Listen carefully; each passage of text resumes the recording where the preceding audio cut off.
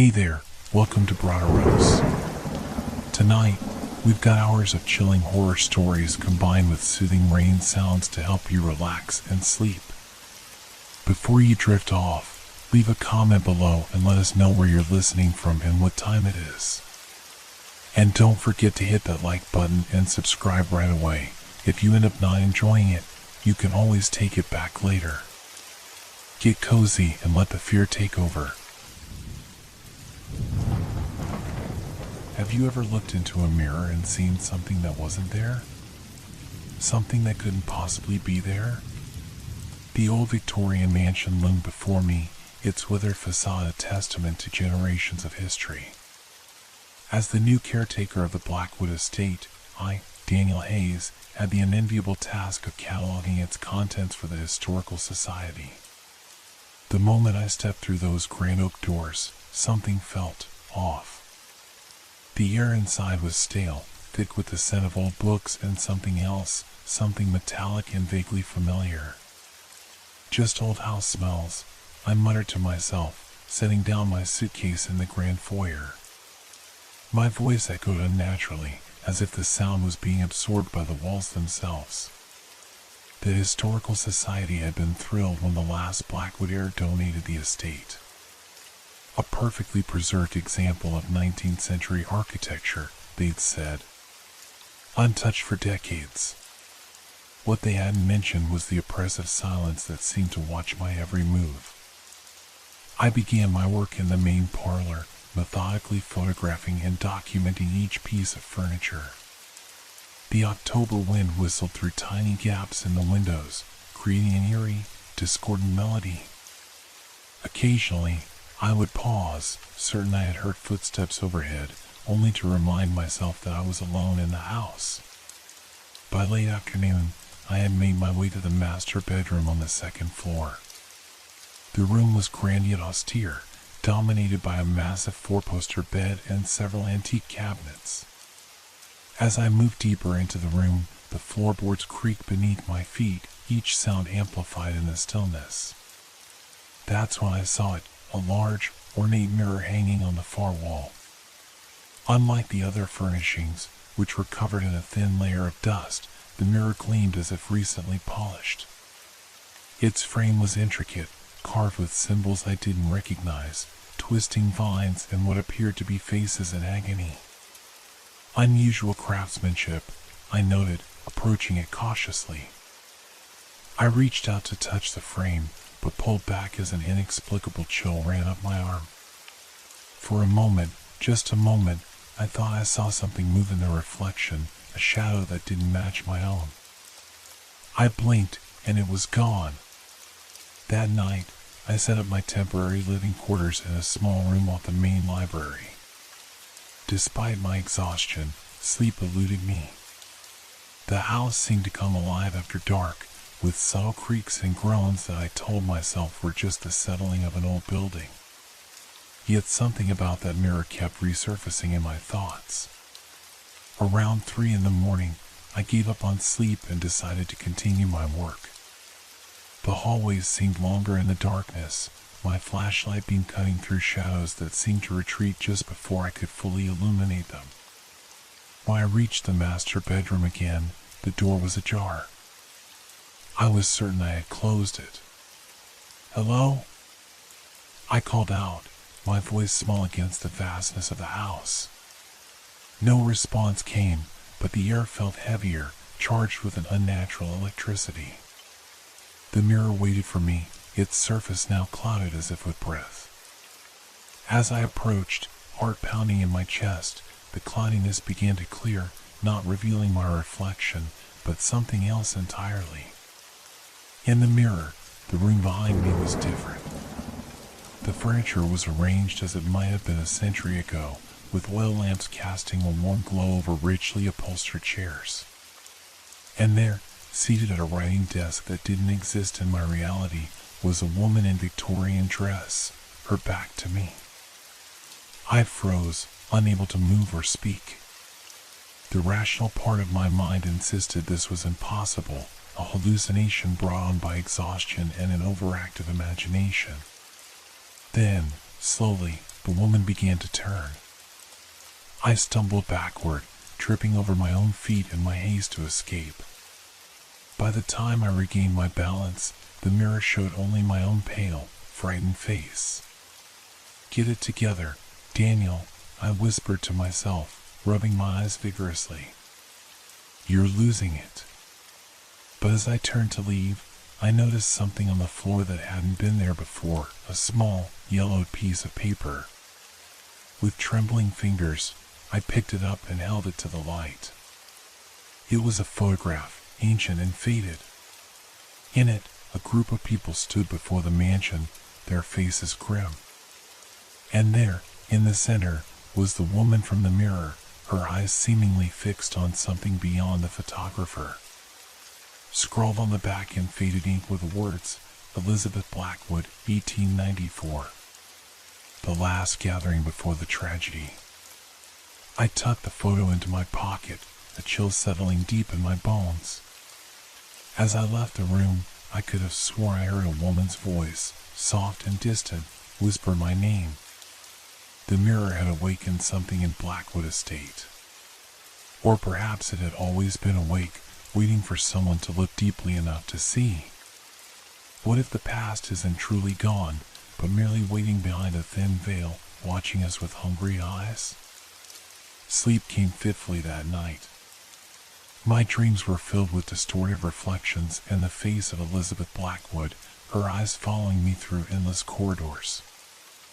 I awoke drenched in sweat, the photograph clutched tightly in my hand. Morning light filtered through the heavy curtains, transforming the mansion into something almost normal. Almost. The corners of my vision seemed darker somehow, as its shadows lingered just beyond what I could directly see. I made my way to the estate's library, hoping to find some information about Elizabeth Blackwood and the tragedy mentioned on the photograph. The library was impressive, 2 stories of floor-to-ceiling bookshelves, accessible by a wrought iron spiral staircase. The air smelled of leather bindings and old paper. As I searched through dusty tomes and yellowed newspapers, the sensation of being watched intensified. Occasionally, I would look up, certain I had seen movement among the shelves, only to find nothing but books and dust motes dancing in the sunlight. After hours of research, I found it, a small article from the local newspaper dated November 2nd, 1894. Tragedy at Blackwood Estate, family found dead, heiress missing. The article detailed how the entire Blackwood family had been found dead under mysterious circumstances. The only member unaccounted for was Elizabeth Blackwood, the 20-year-old daughter, who had vanished without a trace. The deaths were attributed to poison of unknown origin, and there was speculation about a servant's revenge or a business rival's sabotage. What struck me most was the final paragraph. The most peculiar aspect of this ghastly affair is the state in which the bodies were discovered. Each victim was found facing the large mirror in the master bedroom, their expressions frozen in what witnesses describe as unimaginable terror. The mirror itself was reported to be clouded with an inexplicable substance that could not be cleaned. My hands trembled as I set down the newspaper. The mirror in the master bedroom, it had to be the same one. A soft thud from upstairs startled me. Then another. Footsteps, moving slowly across the floor above. "Hello?" I called out, my voice cracking. "Is someone there?" No answer came, but the footsteps continued, deliberate and unhurried. They seemed to be moving toward the master bedroom. Against my better judgment, I followed the sound, climbing the main staircase with reluctant steps.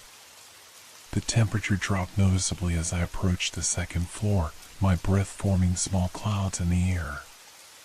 The door to the master bedroom was closed again. The footsteps had stopped. Silence pressed against my ears like cotton wool. With a deep breath, I pushed the door open. The room was empty, but the mirror had changed. Its surface was no longer reflective but dark, as if filled with swirling smoke. And within that darkness, shapes moved. I approached cautiously, drawn by a compulsion I couldn't explain. As I drew closer, the smoke within the glass began to clear, revealing not my reflection but a scene from long ago. Elizabeth Blackwood sat at dinner with her family. I recognized her from the photograph. There were others, an older man with a stern face who must have been her father, a frail-looking woman who was likely her mother, and two younger men, perhaps brothers or cousins. They were eating, talking, though I could hear no sound. Then Elizabeth looked up, directly at me, her eyes widening in what appeared to be recognition. She stood abruptly, causing the others to turn and look at her in confusion. Her lips moved, forming words I couldn't hear. She pointed toward me, no, toward the mirror from her perspective. The others turned to look, their expressions shifting from confusion to horror. They began to stand, to back away, but it was too late. Darkness seeped from the mirror's edges, enveloping them like living smoke. Their mouths opened in silent screams as they collapsed one by one. Only Elizabeth remained standing, her eyes locked with mine across the impossible gulf of time.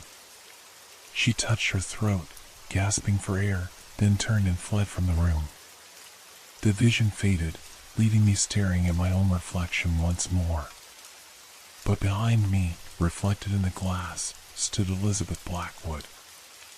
I whirled around, heart pounding in my chest. The room was empty. When I turned back to the mirror, she was gone from there as well. But on the floor lay another object, a small leather-bound journal, its pages yellow with age. With shaking hands, I picked it up and opened it to the first page. In elegant script was written, "The Personal Diary of Elizabeth Blackwood, 1893 to 1894. Below this, in a different hand, hastily scrawled, "He's coming through the mirror. If you're reading this, you must destroy it before he finds you too." A floorboard creaked behind me. I spun around, clutching the journal to my chest. Nothing was there, but the air had grown colder still, and a faint scent of decay permeated the room. I backed away, unable to take my eyes off the mirror. For a moment, I thought I saw a man's face within it, gaunt and pale, with hollow eyes and a mouth twisted into a rictus grin. Then it was gone, and I was running, the journal clutched tightly in my hands, the sound of my own panic breathing the only thing I could hear. Is it possible to change the past by witnessing it? Or does observation merely cement the horrors into reality? I barricaded myself in the library, pushing a heavy bookcase against the door. My hands wouldn't stop shaking as I opened Elizabeth's journal, desperate for answers. The early entries were mundane, the daily thoughts of a young woman of privilege in the late 19th century. She wrote about social engagements, her painting lessons, and occasionally complained about the strictures placed upon women of her class.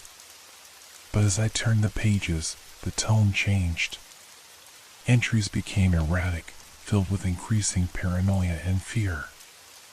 October 10, 1894. Father has acquired a new mirror for the master bedroom. It's an unusual piece, supposedly from Eastern Europe. The frame is grotesque, faces contorted in agony. I find I cannot look at it for long without feeling ill.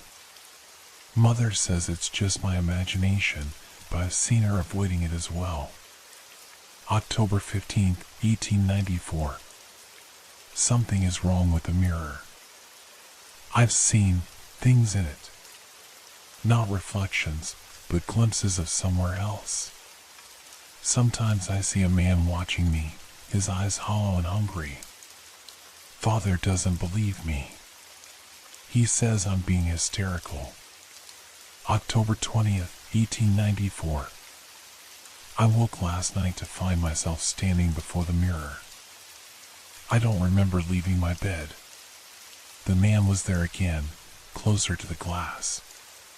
He pressed his hand against it from his side, as if testing its solidity. I fear he's trying to get through. October 25th, 1894. Richard found me speaking to the mirror today. I don't remember what I was saying. He's concerned, says I've been acting strangely for weeks. I tried to explain about the man in the mirror, but the words wouldn't come. Something is preventing me from warning them properly. October 30th, 1894. I saw him outside the mirror today. Just a glimpse as I passed the hallway, a shadow where no shadow should be. When I turned to look directly, he was gone. But I know what I saw. He's finding a way through. November 1st, 1894. He's coming for us tonight. I can feel it. The mirror has been clouded all day, swirling with dark mist. I've tried to convince the family to leave, but they won't listen. They think I'm mad. Perhaps I am. I've found an old book in Father's study that speaks of objects that can serve as doorways between worlds. The mirror must be one such doorway. The book says these portals can be sealed, but the price is high. A life for a life. I fear what I may have to do. The final entry was written in a frantic scroll, the ink blotched as if the page had been wet with tears. He's here. I can hear the screams from the dining room. I should have been stronger, should have destroyed the mirror when I first suspected. Now it's too late for them. I've locked myself in the study, but I know he'll find me soon. If anyone reads this, beware the mirror. He uses it to watch, to wait, to find his way through. He feeds on fear and death. Don't look too long. Don't let him see you looking. I'm going to try to escape. To take the secret of the mirror far from here. If I succeed, I'll return and destroy it properly. If I fail, the entry ended there. I closed the journal, my mind reeling. Elizabeth had escaped that night, but had she ever returned? And who, or what, was the man in the mirror? A soft tapping sound drew my attention to the window. Rain had begun to fall, pattering against the glass. But there was something strange about the pattern. It seemed deliberate, almost like fingers tapping on the glass. I froze, staring at the window. Through the rain-streaked pane, a face stared back at me, not my reflection, but the hollow-eyed man from the mirror. I scrambled away, knocking over a chair in my haste. When I looked back, the face was gone. It's not real, I whispered to myself. It's just your imagination. But deep down, I knew it wasn't. The mirror was somehow connected to this entity, this predator that had slaughtered the Blackwood family.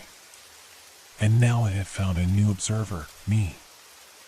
I needed to know more. If Elizabeth had escaped, perhaps there were records of what happened to her. I returned to the newspaper archives, searching frantically for any mention of her name after the tragedy. Hours later, I found it, a small article dated 1896. Blackwood heiress committed to asylum. Elizabeth had been found 2 years after the tragedy, living under an assumed name in a town hundreds of miles away. She had been incoherent, raving about a man in the mirror who had killed her family. The authorities had committed her to Ravenwood Asylum, where she remained until her death in 1924. The article mentioned that she had been obsessed with mirrors, covering or destroying any that were brought into her room. The doctors had diagnosed her with acute melancholia and delusions resulting from the trauma of her family's murder. But I knew the truth now.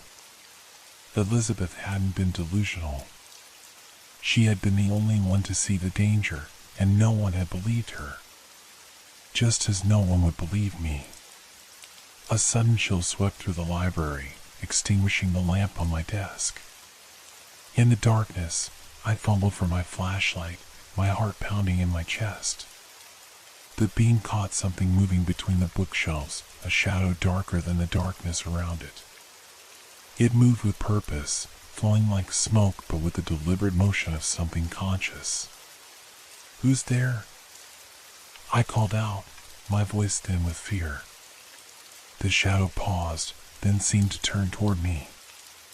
It had no discernible features, yet I felt it studying me, evaluating me. Then it spoke, not aloud, but in my mind, a voice like glass being crushed underfoot. She saw me, just as you see me now. She tried to run. "Will you run too, Daniel Hayes?" The flashlight flickered and died, plunging me into total darkness. I ran, blind and terrified, colliding with furniture and walls as I fled the library. The voice followed, a whisper that seemed to come from everywhere and nowhere. "You can't escape. The mirror has shown me your face. I am already here." Somehow, I found my way back to the entrance hall, gasping for breath. The front door was just ahead, my escape. But as I reached for the handle, I caught a glimpse of my reflection in a small decorative mirror hanging in the foyer. It wasn't my face that looked back at me. It was his, the hollow-eyed man, his mouth stretched in a grotesque smile. I stumbled backward, away from the mirror, only to feel something cold and insubstantial brush against my shoulder. The shadow had followed me. I turned and ran up the stairs, driven by blind panic. I had to get to the master bedroom, to the mirror where it all began. Somehow, I knew that was the key to ending this nightmare. The shadow pursued me, its presence a cold weight on my back. As I ran, every reflective surface I passed, windows, picture frames, even the polished banister, showed me glimpses of the hollow-eyed man, always watching, always smiling. "I've waited so long for someone to see me again," the voice whispered in my mind. "To fear me again." I reached the master bedroom, slamming the door behind me. The ornate mirror hung on the wall, its surface now a swirling vortex of darkness. And I knew with terrible certainty that I had made a fatal mistake. I hadn't escaped the entity. I had gone exactly where it wanted me to go. What happens when the boundary between observer and observed dissolves? When the watcher becomes the watched? The bedroom door wouldn't budge, no matter how desperately I pulled at the handle. The shadows seeped through the crack beneath the door, reforming into a vaguely humanoid shape. It hovered there, between me and the mirror, as if uncertain which of us was the predator and which the prey. "What do you want?" I demanded, my voice breaking with fear. The shadow rippled, expanding and contracting like a living thing breathing. The voice in my mind was clearer now, almost conversational. "What all forgotten things want, Daniel?" "To be remembered. To be seen." It moved closer, and I stumbled back until I hit the wall. The cold emanating from the entity was so intense it burned my skin. Elizabeth saw me. She understood what I needed. But she ran before the exchange was complete. "Exchange?" I whispered, my gaze darting between the shadow and the mirror. "What exchange?" The shadow gestured toward the mirror with a limb that was sometimes an arm, sometimes a tendril of darkness. "Look and see." Against my will, I found my eyes drawn to the mirror's surface. The swirling darkness parted, revealing not my reflection but a scene from the past, Elizabeth Blackwood in this very room, standing before the mirror just as I was now. She wasn't alone. The shadow stood behind her, its form more solid than it appeared now, almost human in shape. In the vision, Elizabeth was speaking, her face contorted with anger and fear. I couldn't hear her words, but the shadow's response echoed in my mind. A life for a life, Elizabeth. That is the price. Give me your fear, your witnesses, and I will grant you what you desire most. Elizabeth shook her head vehemently, backing away from both the mirror and the shadow. She clutched something in her hand, a small book or journal. With a final look of determination, she fled from the room. The vision shifted, showing Elizabeth at dinner with her family. She was distracted, constantly glancing toward the doorway. Then, one by one, her family members began to clutch their throats, gasping for air. As they collapsed, Elizabeth watched in horror, then turned to run. The scene changed again.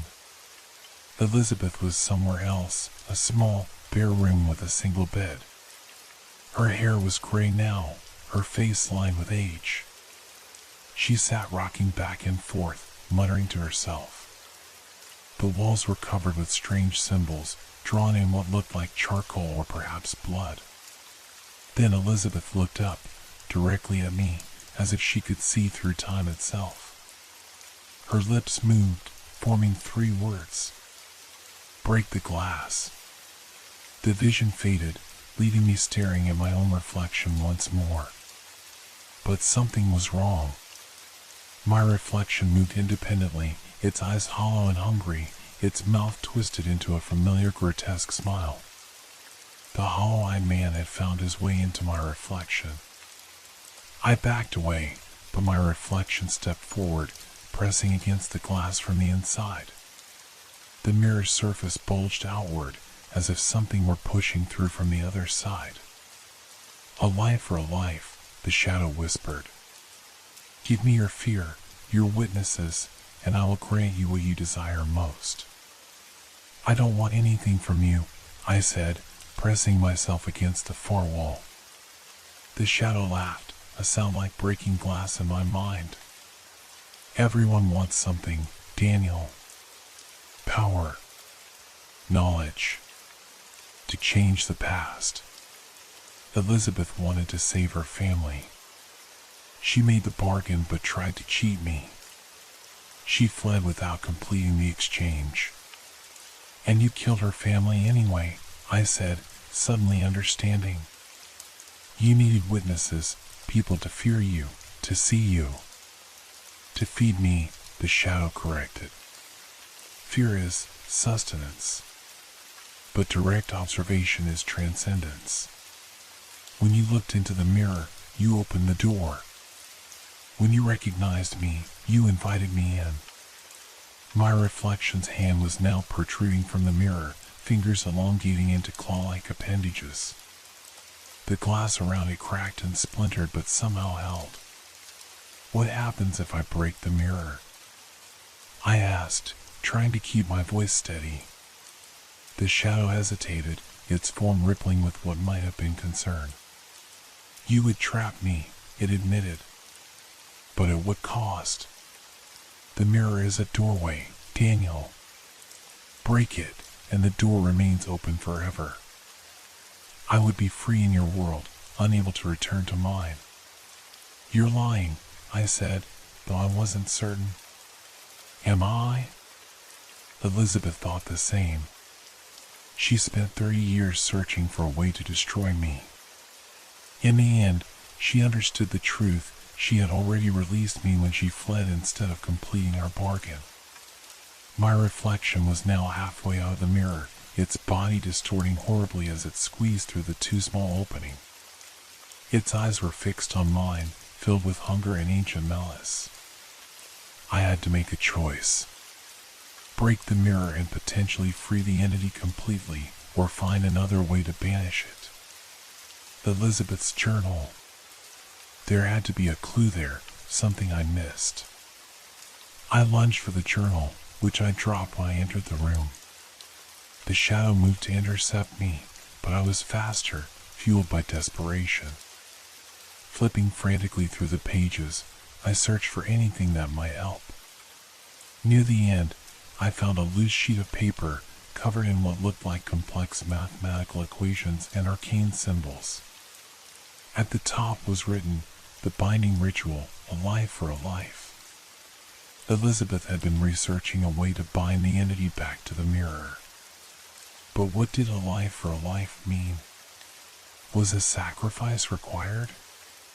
My reflection was now almost entirely free of the mirror, its lower half still stretched and distorted as it pulled itself into our world. The shadows circled around me, cutting off my escape. "It's too late," it whispered. "You cannot bind me without completing the exchange." Elizabeth understood this in the end. That's why she failed. I looked at the equations again, trying to decipher their meaning. Then I saw it, a small note in the margin, written in Elizabeth's hand. The mirror must be fed, but not with death. With reflection, the true self, freely given. I understood then. The entity didn't need death, it needed identity. It fed on fear, yes, but what it truly craved was existence, to be seen, to be remembered, to be real. My reflection had almost fully emerged now, its body reforming into a more human shape as it pulled free of the mirror. It stood before me, a perfect copy of myself, but with those hollow, hungry eyes. I knew what I had to do. "I see you," I said, looking directly into its eyes. "I acknowledge you. I remember you." The entity, both the shadow and my distorted reflection, paused, seemingly confused by my words. "But I do not fear you," I continued, stepping closer. "And I will not run." I reached out and touched my reflection's face. It felt cold and insubstantial, like touching fog. "I offer you recognition, not fear. Memory, not death. A reflection freely given." For a moment, nothing happened. Then, slowly, my reflection began to change. The hollow eyes filled with something like wonder, then understanding. The grotesque smile softened into something almost sad. "A life for a life," it whispered, its voice no longer painful in my mind. "Not taken, but shared." It reached out, mirroring my gesture, and touched my face. Its hand passed through my skin, into me, and I gasped as coldness spread through my body. For one terrible moment, I could see through its eyes, the endless darkness of the mirror realm, the centuries of isolation, the desperate hunger for connection. Then it was gone, drawn back into the mirror like smoke being sucked into a vacuum. The shadow dissipated, leaving only the faintest chill in the air. I collapsed to my knees, exhausted and shaking. The mirror on the wall was just a mirror now, reflecting the ordinary image of a frightened man in an old bedroom. But I knew it wouldn't last. The entity was bound again, but not destroyed. It would wait, watching from behind the glass, until someone else looked too deeply into the mirror's depths. Unless I found a way to destroy it completely. With trembling hands, I picked up Elizabeth's journal again. There had to be more, something I missed, something she discovered in her 30 years of searching. As I flipped through the pages, a small photograph fell out, Elizabeth in her later years, standing before what appeared to be an identical mirror to the one in this room. On the back, in the same frantic handwriting as her final journal entry, was written, "There are 7 mirrors. I've found 3. Find the others before he finds you."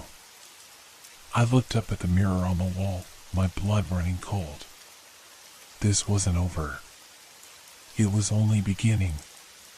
What is more terrifying, the monster that hunts you, or the knowledge that you've only temporarily caged it? Dawn found me still in the master bedroom, surrounded by pages from Elizabeth's journal.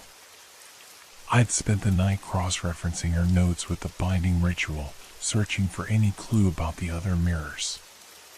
The entity remained dormant within the mirror, but I could feel its presence, a cold spot in the room that my eyes kept returning to despite my best efforts. Occasionally, I would catch a glimpse of movement in the glass, a suggestion of hollow eyes watching me. As the first rays of sunlight filtered through the curtains, I made a discovery. Hidden in the margin of one page, written in a code that had taken me hours to decipher, was a list of locations. Blackwood Estate, Massachusetts, bound. Ravenwood Asylum, Connecticut, bound. Meridian House, New York, bound. St. Augustine Lighthouse, Florida, unbound. Thornfield Manor, Louisiana, unbound. Coldwater Canyon, California, unbound. The Overlook Hotel, Colorado, unbound. Elizabeth had found and bound the entity in 3 of the 7 mirrors. 4 remained unbound, doorways through which the entity could still enter our world. I packed Elizabeth's journal and my few belongings, resolved to continue her work. The entity had been temporarily contained, but I knew it wouldn't remain so forever. Already, I could feel its hunger growing, its desire to be seen and feared once more. As I prepared to leave the room, I took one last look at the mirror.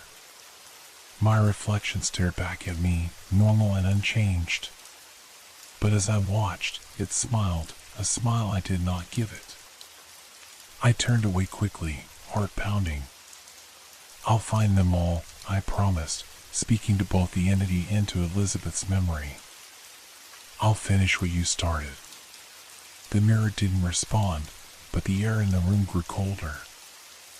I made my way downstairs to the foyer, already planning my next steps. I would need resources, information about the other locations. The Historical Society might have records that could help. As I reached for the front door, my phone rang. It was Patricia Lawrence, my contact at the Historical Society. "Daniel? Thank goodness you answered. I've been trying to reach you all night." "Sorry, Patricia. Reception's terrible in the mansion." "What's wrong?" "It's about the Blackwood Estate. I've found some disturbing information that I think you should know." Her voice was tense, frightened. "There's a collection of mirrors that belong to the family. They were supposedly cursed. The records show that Elizabeth Blackwood spent her life tracking them down after the tragedy." I felt a chill that had nothing to do with the entity. "How many mirrors?" 7. They were commissioned by Alexander Blackwood, Elizabeth's grandfather, from an artisan in Eastern Europe. The craftsman committed suicide shortly after completing them, claiming they were doorways for something hungry. "Patricia, I need everything you have on those mirrors. And I need transportation to Connecticut, specifically Ravenwood Asylum." "Ravenwood? But that's been abandoned for decades. It's falling apart." "I know, but I need to see it." There was a pause on the other end of the line. "Then, Daniel, what's happened in that house? You sound different." I looked back toward the staircase, feeling the entity's attention on me even from a distance. "I've seen something, Patricia. Something that needs to be stopped. This is about Elizabeth's delusions, isn't it? The man in the mirror she claimed killed her family?" Patricia's voice was cautious now, concerned. "Daniel, that was a tragedy, but there's no evidence of anything supernatural. Just send me the records, Patricia. Please." She sighed. "Fine. But be careful, Daniel. That house has a dark history." As I hung up, I felt the weight of the task ahead. 7 mirrors, for still unbound. I had no idea how to destroy them completely, only how to bind the entity temporarily. And worst of all, I knew the entity was aware of me now, aware of my intentions. It would try to stop me, to free itself from the mirrors I had already bound. A sudden crash from upstairs made me jump. I rushed back up to the master bedroom, dreading what I might find. The mirror was still intact, but the glass was cracked now, a spider web of fractures spreading from the center. And in the center of that web, visible even through the cracks, was a face, not mine, not the hollow-eyed man's, but Elizabeth Blackwood's. Her lips moved, forming words I couldn't hear. I stepped closer, cautious but drawn by an inexplicable compulsion. As I approached, Elizabeth's image became clearer. She was older now, as she had been in the asylum, her face lined with age and hardship. But her eyes were clear and focused, burning with determination. 7 mirrors, she mouthed. 7 reflections. 7 parts of a whole. I pressed my hand against the glass, feeling its coldness. How do I destroy them? I asked. Elizabeth's image flickered, like a television with poor reception. Not destroy, she seemed to say. Reunite. The 7 must become one again. Before I could ask more, her image vanished, replaced by my own reflection once more. But something had changed. My eyes in the mirror had a new determination, a new understanding. I knew what I had to do. The mirrors couldn't be destroyed individually. They had to be brought together, the fragments of the entity reunited and then bound permanently. It would be dangerous. The entity would fight me every step of the way. And with each mirror I collected, its power would grow. But I had no choice. Elizabeth had failed because she tried to bind each mirror separately. I would succeed where she had failed. As I left Blackwood Estate, I felt the entity's gaze following me. It knew my plan now, knew what I intended to do. The game had begun, a race to find the remaining mirrors before the entity could fully manifest in our world. And somewhere in the darkness behind the glass, I knew the hollow-eyed man was smiling. In the back seat of my car, carefully wrapped in layers of cloth, the mirror from Blackwood Estate seemed to pulse with cold energy. Is it possible to truly escape your reflection, or are we forever bound to the darkness we've witnessed? 3 months had passed since I left Blackwood Estate. 3 months of nightmares and cold sweats, of feeling watched in every reflective surface. 3 months of hunting. I sat in my hotel room in St. Augustine, Florida, surrounded by maps, old photographs, and pages from Elizabeth's journal. 3 mirrors lay on the bed before me, each carefully wrapped in black cloth. Blackwood Estate, Ravenwood Asylum, and now Meridian House, I had retraced Elizabeth's steps perfectly. The Ravenwood mirror had been the hardest to retrieve. The asylum was condemned, partially collapsed, and supposedly haunted, though I now understood that the hauntings were simply manifestations of the entity, growing stronger as I brought the mirrors closer together. At Meridian House, an elderly curator had approached me as I was examining the mirror. "You see it too, don't you?" she had whispered, her rheumy eyes wide with recognition. The man with no soul behind his eyes. She had pressed a small key into my palm before shuffling away. The key had opened a hidden drawer containing Elizabeth's final notes on the binding ritual. Now, I was close to the 4th mirror. St. Augustine Lighthouse had a dark history, multiple suicides over the decades, all keepers who had reported seeing someone else in their reflection before taking their own lives. My phone rang, startling me from my thoughts. It was Patricia. "Daniel? Are you all right? I haven't heard from you in weeks." "I'm fine," I lied, glancing at my reflection in the window.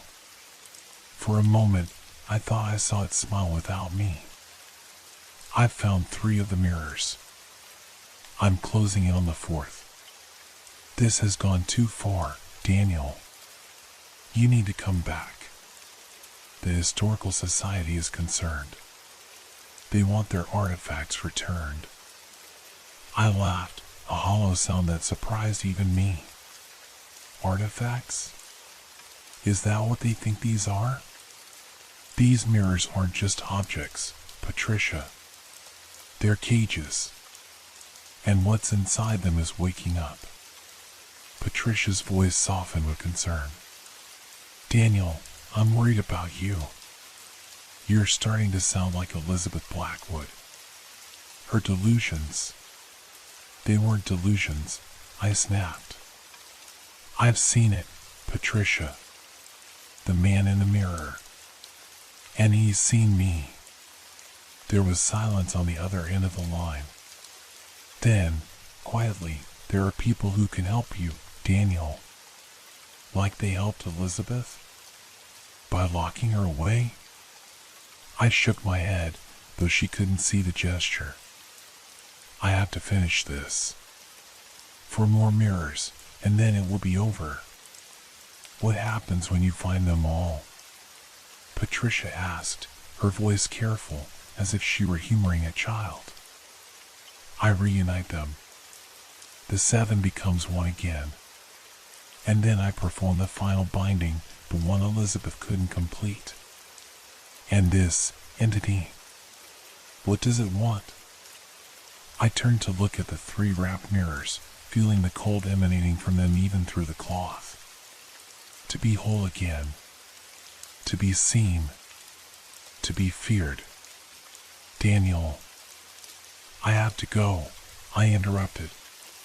The lighthouse closes at sunset. I need to get there before dark. I hung up before she could respond, pocketing my phone and gathering my notes. The lighthouse was only a few miles away, perched on the edge of the Atlantic. According to Elizabeth's journal, the mirror was hidden in the keeper's quarters, behind a false wall. As I approached the door, I caught my reflection in the mirror above the dresser. It moved a fraction of a second too slowly, its eyes tracking me with hungry interest. Soon, I promised it, unsure if I was speaking to the entity or to myself. Soon it will be over. The St. Augustine lighthouse loomed against the darkening sky, its beam already cutting through the gathering dusk. The tourist crowds had thinned, with only a few stragglers making their way back to the parking lot. I approached the ticket booth, showing the attendant my falsified Historical Society credentials. I'm here to examine the keeper's quarters, I explained. There's a specific artifact I'm documenting for our records. The attendant, an older man with withered skin and suspicious eyes, examined my ID closely. Funny, he said, handing it back to me. Had another fellow asking about the same thing just this morning. You historical types travel in packs. My blood ran cold. Another historian? Did he mention what he was looking for? Something about an old mirror, the attendant said with a shrug. Said it had historical significance. Manager let him in early, before opening hours. The entity was moving ahead of me somehow, using human agents to interfere with my quest. I had to hurry. I need to see that mirror, I said urgently. It's crucial to my research. The attendant waved me through with a bored gesture. Manager's gone for the day. Just be out before closing in 30 minutes. I climbed the spiral staircase to the keeper's quarters, my heart pounding not from exertion but from dread. If someone had removed the mirror already, my careful plans would be ruined. The keeper's quarters were small and sparsely furnished, restored to their 19th century appearance for tourists.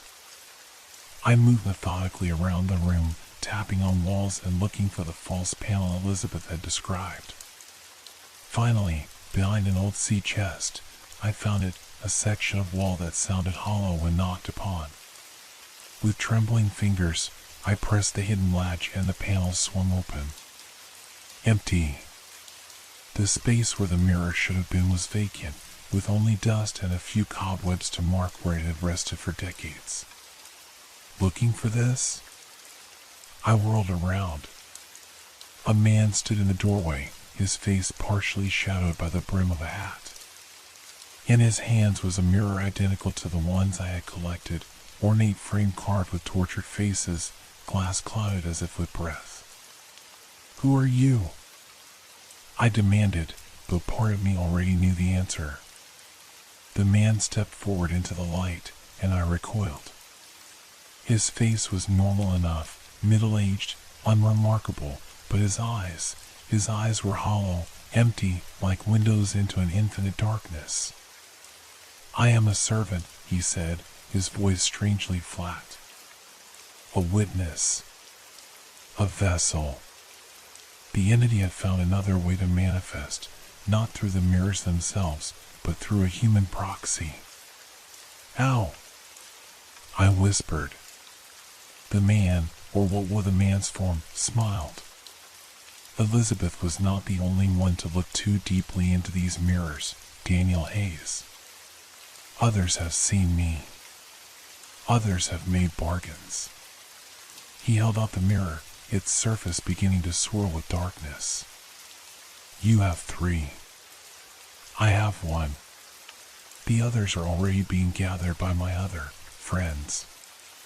"You can't reunite them," I said, backing away. "You don't know what will happen." The hollow-eyed man laughed, a sound like breaking glass. "Don't I? I have existed in fragments for centuries, trapped between worlds by Alexander Blackwood's arrogance. He thought to capture forbidden knowledge, to peer into worlds beyond his understanding. Instead, he captured me." He stepped closer, the mirror in his hands pulsing with cold light. 7 mirrors, 7 fragments of my essence. Reunite them, and I become whole again. "And then what?" I asked, stalling for time as I reached into my pocket for Elizabeth's binding ritual, the paper I carry everywhere now. "Then I am free," he said simply. "Free to walk between worlds again. Free to be witnessed, to be feared, to be worshipped. To feed," I corrected. The hollow-eyed man inclined his head in acknowledgement. "All gods must feed, Daniel Hayes." "You're no god," I said, finally grasping the paper. "You're a parasite. A reflection that forgot its place." Anger flashed across the man's face, a human expression that looked wrong on those hollow features. "I existed before your kind learned to polish stone to see your own faces. I will exist long after your cities have crumbled to dust." He thrust the mirror toward me. "Look, Daniel Hayes. Look deeply. See what I truly am." Despite every instinct screaming at me to turn away, I found my eyes drawn to the mirror's surface. The swirling darkness parted, revealing not a reflection but a vast, incomprehensible space, a realm of endless mirrors, each reflecting not this world but countless others. And moving between them, vast and ancient, was the entity's true form, not the hollow-eyed man, not the shadow, but something beyond human comprehension. Something that existed in the spaces between reflections, feeding on the fear and fascination of those who glimpsed it. I tore my eyes away, gasping for breath. "The binding ritual," I managed to say, holding up Elizabeth's paper with shaking hands. "It won't trap you. It will destroy you." Fear, real, human fear, flickered across the hollow-eyed man's face. "You lie." Elizabeth tried and failed. "The ritual requires a sacrifice I know you are unwilling to make." "A life for a life," I quoted. "Not taken, but shared." Understanding dawned in those empty eyes. "You would not," he whispered. "You would not dare." I began to recite the binding words Elizabeth had transcribed, ancient sounds that hurt my throat and made the air shimmer around us. The mirror in the hollow-eyed man's hands began to vibrate, cracks spreading across its surface. "Stop," he commanded, his voice multiplying into a chorus of whispers. "You don't understand what you're doing." But I did understand. Elizabeth had failed because she tried to bind each mirror separately, treating them as independent objects. But they weren't separate, they were fragments of a whole, pieces of a single entity scattered across 7 reflective surfaces. To bind them properly, they had to be reunited first. As I continued the ritual, the hollow-eyed man lunged at me, his form shifting between solid and shadow. I dodged, still reciting the ancient words, feeling them burn in my throat like fire. The mirror slipped from his grasp, shattering on the wooden floor. But instead of breaking into pieces, the glass seemed to melt, flowing like quicksilver toward me, toward the bag containing the other 3 mirrors. "No!" the hollow-eyed man screamed, his voice no longer human. He clawed at the air, his form unraveling at the edges, becoming more shadow than substance. I finished the ritual, speaking the final words as the liquid glass from the broken mirror seeped into my bag, joining with the other mirrors. A blinding light erupted from within, and I was thrown backward against the wall. When my vision cleared, the hollow-eyed man was gone. In his place was an ordinary human, unconscious on the floor, his unwilling vessel, now released. And my bag now contained not 4 separate mirrors, but a single, perfect circle of glass in an ornate frame, a frame that depicted not tortured faces but sleeping ones, peaceful in their eternal rest. 4 fragments reunited. 3 still to find. I gathered the new, combined mirror and made my way out of the lighthouse, past a confused attendant who stared at me with wide eyes. He had seen something, I realized. Some echo of what had transpired upstairs. As I walked to my car, I caught sight of my reflection in the window. It smiled at me, not the hollow-eyed man's smile, but my own. Yet somehow, I knew I wasn't alone in my skin anymore. "A life for a life," I whispered to my reflection. Not taken, but shared. My reflection nodded, its eyes momentarily flashing with that infinite darkness I had glimpsed in the mirror realm. We had made a bargain, the entity and I, or rather, a fragment of the entity and I. To complete the binding ritual, I had offered myself as a vessel, a cage of flesh rather than glass. It was the only way to find the remaining 3 mirrors, to use the entity's own power against itself, to track the remaining fragments by feeling their pull. As I drove away from St. Augustine Lighthouse, I felt that pull already, a tugging sensation behind my breastbone, drawing me westward. Toward Louisiana. Toward Thornfield Manor. The hunt continued, but now I was both hunter and hunted, both binder and bound. In the rearview mirror, my reflection watched the lighthouse recede into the distance, its eyes hollow with ancient hunger.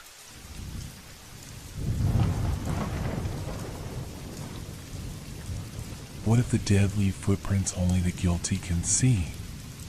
The question haunted me as I stood at the edge of my property, staring at the strange impressions in the snow. They appeared sometime during the night, perfect crystalline outlines of human feet, leading from the forest toward my cabin, then abruptly stopping 10 yards from my porch. The morning light caught them at just the right angle, causing them to gleam with an unnatural blue luminescence that ordinary frost could never produce. I'm Thomas Harrow, a writer who moved to Pine Hollow 8 months ago seeking solitude after my divorce. The small town tucked against the Adirondack Mountains promised the quiet I needed, especially during winter when tourism dried up and the permanent population dwindled to just over 300 souls. My cabin sat on the outermost edge of town, backed by dense forest that stretched for miles. I'd chosen it for the isolation, for the wall of silence that surrounded me each morning. But that silence felt different today, heavier, expectant. I knelt beside one of the footprints, careful not to disturb it. Despite the morning temperature of 15 below zero, the impression remained crisp, unmarred by wind or further snowfall. I reached toward it, my breath clouding before me. The moment my fingertip touched the outline, a jolt of cold shot up my arm so intense it felt like burning. I yanked my hand back with a gasp, stumbling backward into the snow. The pain faded almost immediately, but something lingered, a whisper just beneath conscious thought, words I could almost grasp before they dissolved. Just paranoia, I told myself. The isolation getting to you. As I brushed snow from my clothes, I noticed something I'd missed before. The footprints weren't heading toward my cabin as I'd first thought. They were leading away from it. And they were small, delicate. A child's footprints. I didn't have children. No one had visited me in weeks. A branch snapped in the forest behind me, the sound like a gunshot in the morning stillness. I spun around, scanning the tree line. Nothing moved among the snow-laden pines, but the sense of being observed intensified. Something watched from the shadows between trees, something that didn't want to be seen. "Hello?" I called, my voice sounding small and ineffectual against the vastness of the forest. "Is someone there?" Only silence answered, but it wasn't an empty silence. It felt populated, crowded with unspoken words. I retreated to my cabin, locking the door behind me, something I rarely did during daylight hours.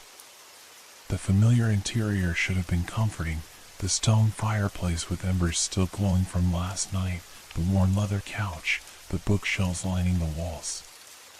Instead, it all seemed suddenly precarious, as if these solid objects might dissolve at any moment. I made coffee, trying to focus on the routine of it. As water boiled, I glanced through the kitchen window at the strange footprints. From this distance, they appeared to shimmer slightly, like heat rising from pavement. My phone rang, startling me so badly I knocked my mug to the floor, where it shattered. "Thomas?" "It's Eleanor from the Historical Society." Her voice sounded tinny and distant despite the strong signal. "Are you still coming in to research those town records today?" Eleanor Winters ran the small historical archives in Pine Hollow's municipal building. I'd been volunteering there, ostensibly to gather material for a book, but really to combat the loneliness of winter isolation. "Yes," I said, suddenly desperate for human contact. "Yes, I'll be there in an hour." "Good," she said, her voice softening. "And Thomas? Be careful on your drive-in. There's something strange about the cold today." After hanging up, I stood by the window, watching as tiny ice crystals began forming on the inside of the glass, spreading in delicate patterns like skeletal fingers reaching across the pane. The footprints outside caught the growing daylight, their blue glow intensifying. And now I could see something I'd missed before, where each footprint ended, a small pool of darkness gathered, as if the snow there wasn't just compressed but absent entirely, revealing infinite blackness below. As I watched, the morning light seemed to bend around the footprints, creating brief flickers in reality itself, moments where the landscape appeared to shift, showing me not the winter forest I knew, but something else, the same location, but barren and gray, with dark figures standing motionless among dead trees. I blinked, and the vision vanished. But the unnatural footprints remained, a perfect trail leading from my door into the waiting forest. And something inside me, some part one didn't recognize, felt an irresistible urge to follow them. The drive into Pine Hollow did little to settle my nerves. The town looked different somehow. Buildings I'd passed countless times appeared slightly altered, as if viewed through warped glass. The few people on the streets moved with unusual slowness, their breath hanging before them in clouds that didn't disperse but instead coiled and twisted into shapes that almost resembled letters. The municipal building housed both the town hall and the historical archives. It was an imposing Victorian structure, all dark wood and stained glass, built during the logging boom of the 1880s. As I parked outside, I noticed frost forming on my windshield from the inside, spreading in the same crystalline patterns I'd seen on my cabin window. Eleanor was waiting for me at the entrance to the archives, her gray hair pulled into a tight bun, wire-rimmed glasses perched on her nose. At 73, she moved with surprising energy, though today she seemed subdued. "You look like you've seen a ghost," she said as I approached, her eyes narrowing with concern. "Just tired," I lied. "And the cold gets to me." She nodded, though her expression suggested she didn't believe me. "I pulled those records you asked about last week, the ones about the Wilkinson Mill accident." The archives were housed in the basement, a labyrinth of shelves filled with dusty volumes and boxes of documents. The air was dry and carried the scent of old paper and preservation chemicals. Normally I found the atmosphere calming, but today the space felt confining, as if the ceiling had dropped several inches. "The mill accident happened in 1923, Eleanor explained, leading me to a reading table where several folders waited. 19 children died when the ice broke during a company picnic on Miller's Pond. I flipped open the top folder. Black and white photographs showed a large group gathered on a frozen pond, faces blurred by the limitations of the era's photography. The next photo showed the same scene after the tragedy, a jagged hole in the ice, adults reaching desperately into the black water. They only recovered 16 bodies, Eleanor continued, her voice dropping to a near whisper. The other 3 were never found. Some say the current dragged them under the ice all the way to the river. My fingers froze over a particular photograph, a close-up of the broken ice edge. Something in the image drew my attention, made my heart accelerate. I squinted, trying to make out what I was seeing. "These marks," I said, pointing to the ice around the hole. "Where are they?" Eleanor leaned closer, adjusting her glasses. "I never noticed those before. They look almost like footprints," I finished for her. "Small footprints leading away from the hole." She straightened suddenly, as if struck. "That's not possible. This photo was taken after they'd already been searching for hours." I turned pages, finding newspaper articles about the accident. One headline caught my eye: "Children's voices heard beneath ice 3 days after tragedy." The article described how several searchers reported hearing children's voices calling for help from beneath the ice, despite the impossibility of survival after so much time in freezing water. The mill owner, Harold Wilkinson, had dismissed these accounts as hysteria and grief playing tricks on the mind. "Thomas," Eleanor said quietly, "why are you so interested in this particular accident?" I couldn't answer immediately. How could I explain the footprints outside my cabin without sounding deranged? Before I could formulate a response, the lights flickered. Once, twice, then steadied. But in those momentary flashes of darkness, I caught glimpses of something else in the room with us, small, dripping figures standing between the shelves, water pooling at their feet. "Did you see?" I began, but stopped when I saw Eleanor's expression. She hadn't noticed anything unusual. "The wiring in this old building," she sighed. "We really need to get it updated." A sudden chill invaded the room, the temperature dropping so rapidly I could see Eleanor's breath join mine in the air. Something cold and wet brushed against my hand beneath the table. I jerked back, sending my chair clattering to the floor. Eleanor stared at me, alarm evident in her eyes. "Thomas, What is it? I couldn't speak. My throat had closed, my body responding to a primordial fear my conscious mind couldn't yet process. Because under the table, where no one could have reached without me noticing, a small, perfect handprint of ice had formed on my skin, a child's hand, pressed against mine as if seeking comfort or connection. I need to go, I managed, backing toward the exit. I'm sorry, I don't feel well. Eleanor stood, concern etched in the lines of her face. Thomas, wait. But I was already moving between the shelves, navigating the labyrinth toward the exit. As I passed one particularly dark aisle, I heard it, a soft, liquid sound like wet feet shuffling on concrete. I made the mistake of looking. A small figure stood in the shadows, its form indistinct except for the dark water dripping continuously from its clothes, forming a pool that didn't spread but rather seemed to sink into the floor itself. As I watched, frozen in place, it lifted its head. Where a face should have been, there was only a smooth, reflective surface like black ice, showing me my own expression contorted in terror. It extended a small hand toward me, fingers splayed. I ran.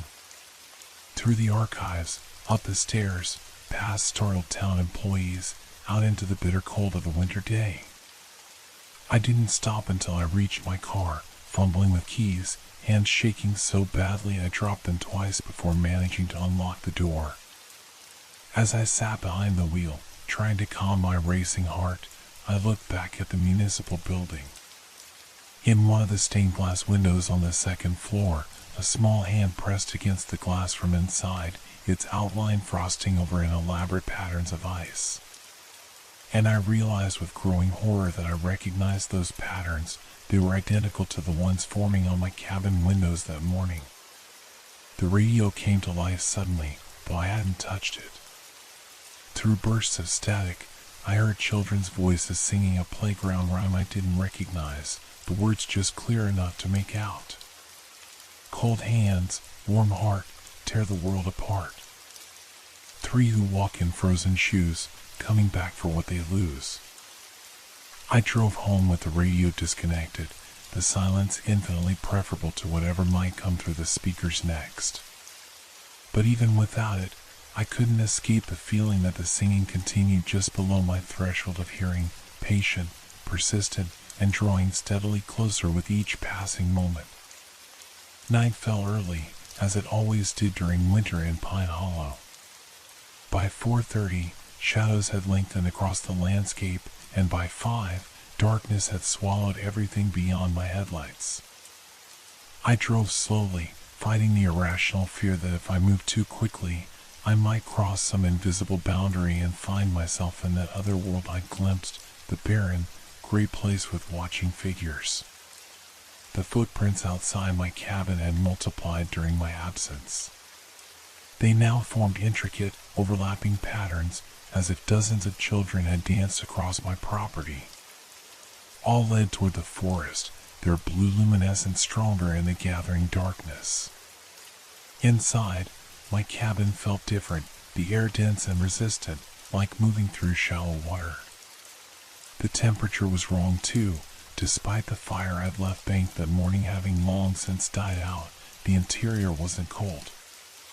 Instead, it maintained a perfect equilibrium with my body, creating the unsettling sensation that the space itself was alive, adapting to my presence. I tried calling Eleanor, wanting to apologize for my abrupt departure, but my phone showed no service despite the usually strong signal. The landline emitted only a low, continuous tone while I lifted the receiver, not quite a dial tone, more like the sound of wind moving across an open pipe.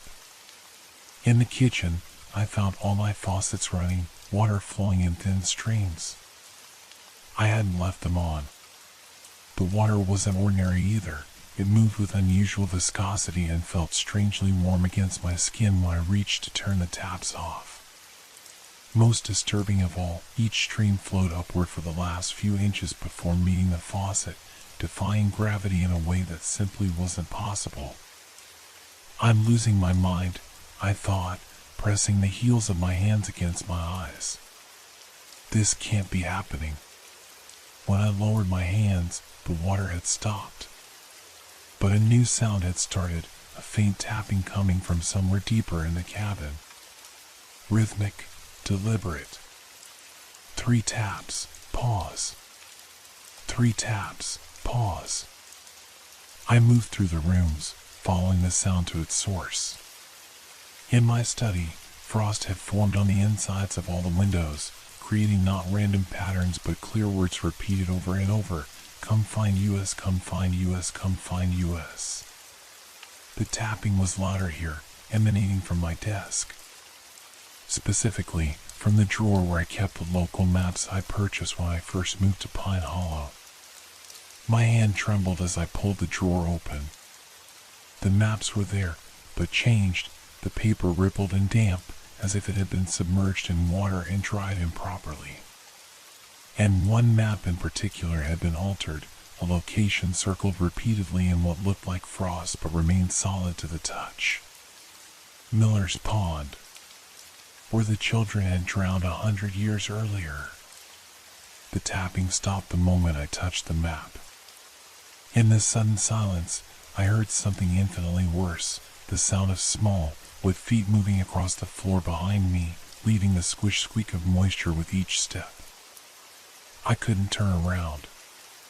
Terror had locked my muscles, turned my spine to ice.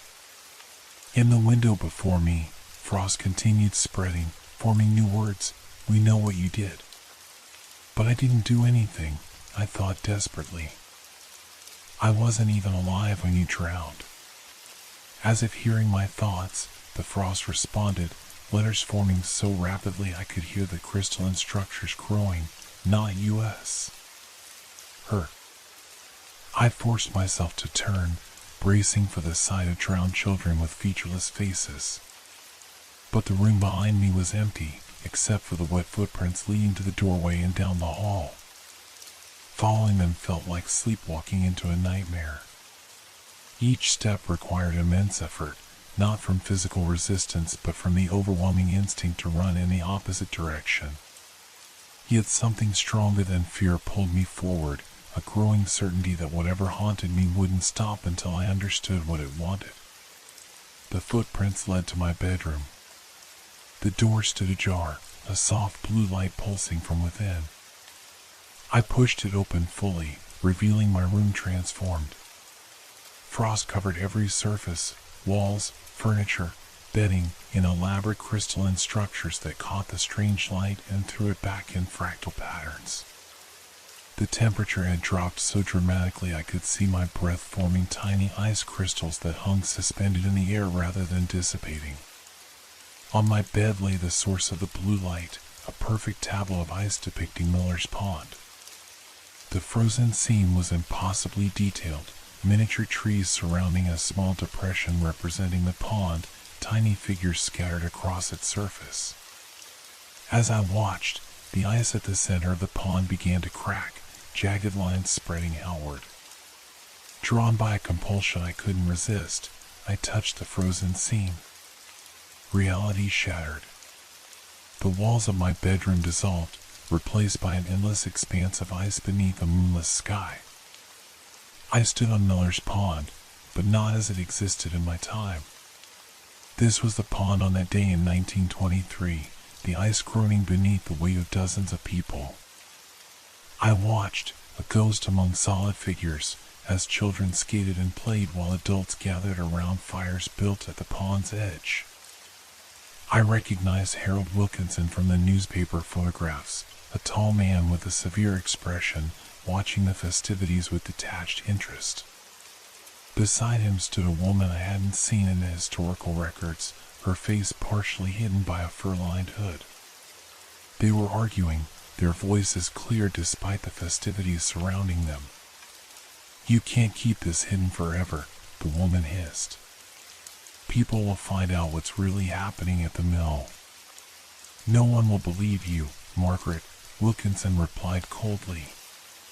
"Besides, Accidents happen all the time, especially on ice. His eyes moved deliberately to where a group of children played near the center of the pond, and I understood with sudden, horrifying clarity what I was witnessing. Margaret grabbed his arm. "You wouldn't dare." "I've already done worse to protect what's mine," he said, removing her hand. "Much worse." Before she could respond, a terrible cracking sound split the air. Screams erupted as the ice gave way beneath the children. Adults rushed forward, but most were too far away to help. I watched, paralyzed, as small bodies disappeared beneath the black water, hands reaching desperately upward before being pulled under. Margaret ran onto the ice, ignoring the dangerous cracking beneath her feet. She managed to pull one child to safety before the ice collapsed beneath her as well. Her scream cut off abruptly as the freezing water claimed her. Wilkinson didn't move. He watched impassively, and I caught the barest hint of satisfaction in his expression. As suddenly as it had appeared, the vision vanished. I found myself back in my bedroom, on my knees beside the bed, shaking uncontrollably. The frozen tableau had melted, leaving only a pool of ordinary water soaking into my bedding. But I wasn't alone. At the foot of my bed stood 3 small figures, water streaming constantly from their clothes yet somehow never diminishing them. Their faces were still smooth reflective surfaces, but now I understood. They showed me my own guilt, my own complicity. Because I had known, hadn't I? Not consciously, but somewhere deep inside, I'd recognized what the historical record wouldn't show. The accident that had been no accident at all, but deliberate murder to silence a whistleblower. "What do you want from me?" I whispered, my voice cracking. In response, 3 small arms extended in perfect unison, pointing toward my closet. With trembling legs, I stood and approached it. Inside, behind my hanging clothes, the back wall had disappeared, replaced by a tunnel of ice that glowed with that same blue luminescence. Cold air flowed from it, carrying the scent of pond water and decay. The message was clear. They wanted me to follow, to help them find justice, or perhaps revenge, after a century of being trapped between worlds. I looked back at the 3 figures, understanding washing over me. "The missing bodies," I said. "The 3 they never found." They nodded in unison, the movement unnaturally smooth. "And Margaret? What happened to her?" The ice faces rippled, showing me not my reflection but a woman's face contorted in a silent scream, trapped beneath the ice, pounding against it as bubbles escaped her mouth and rose to freedom while she could not. "She tried to save you," I whispered. Again they nodded, and one stepped forward, extending a small hand toward me. An invitation. A choice. I hesitated, knowing that to take that hand might mean never returning to the world I knew. But refusing meant abandoning them to another century of frozen limbo, their murderous legacy protected by time and deliberate obfuscation.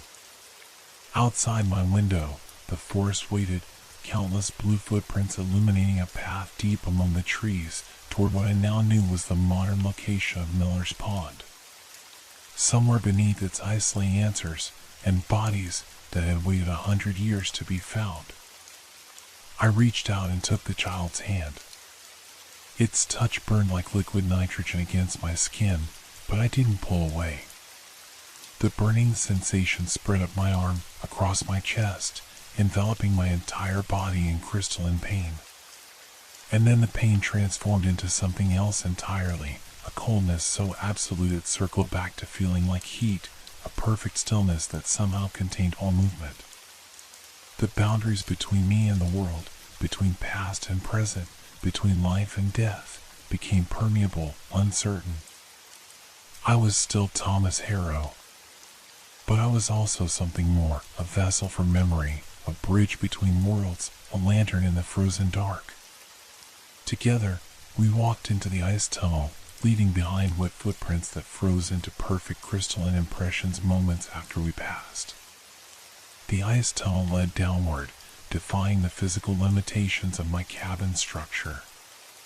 We should have emerged into solid earth within a few feet, but instead, the passage continued descending at an impossible angle, carrying us deeper into a realm that shouldn't exist.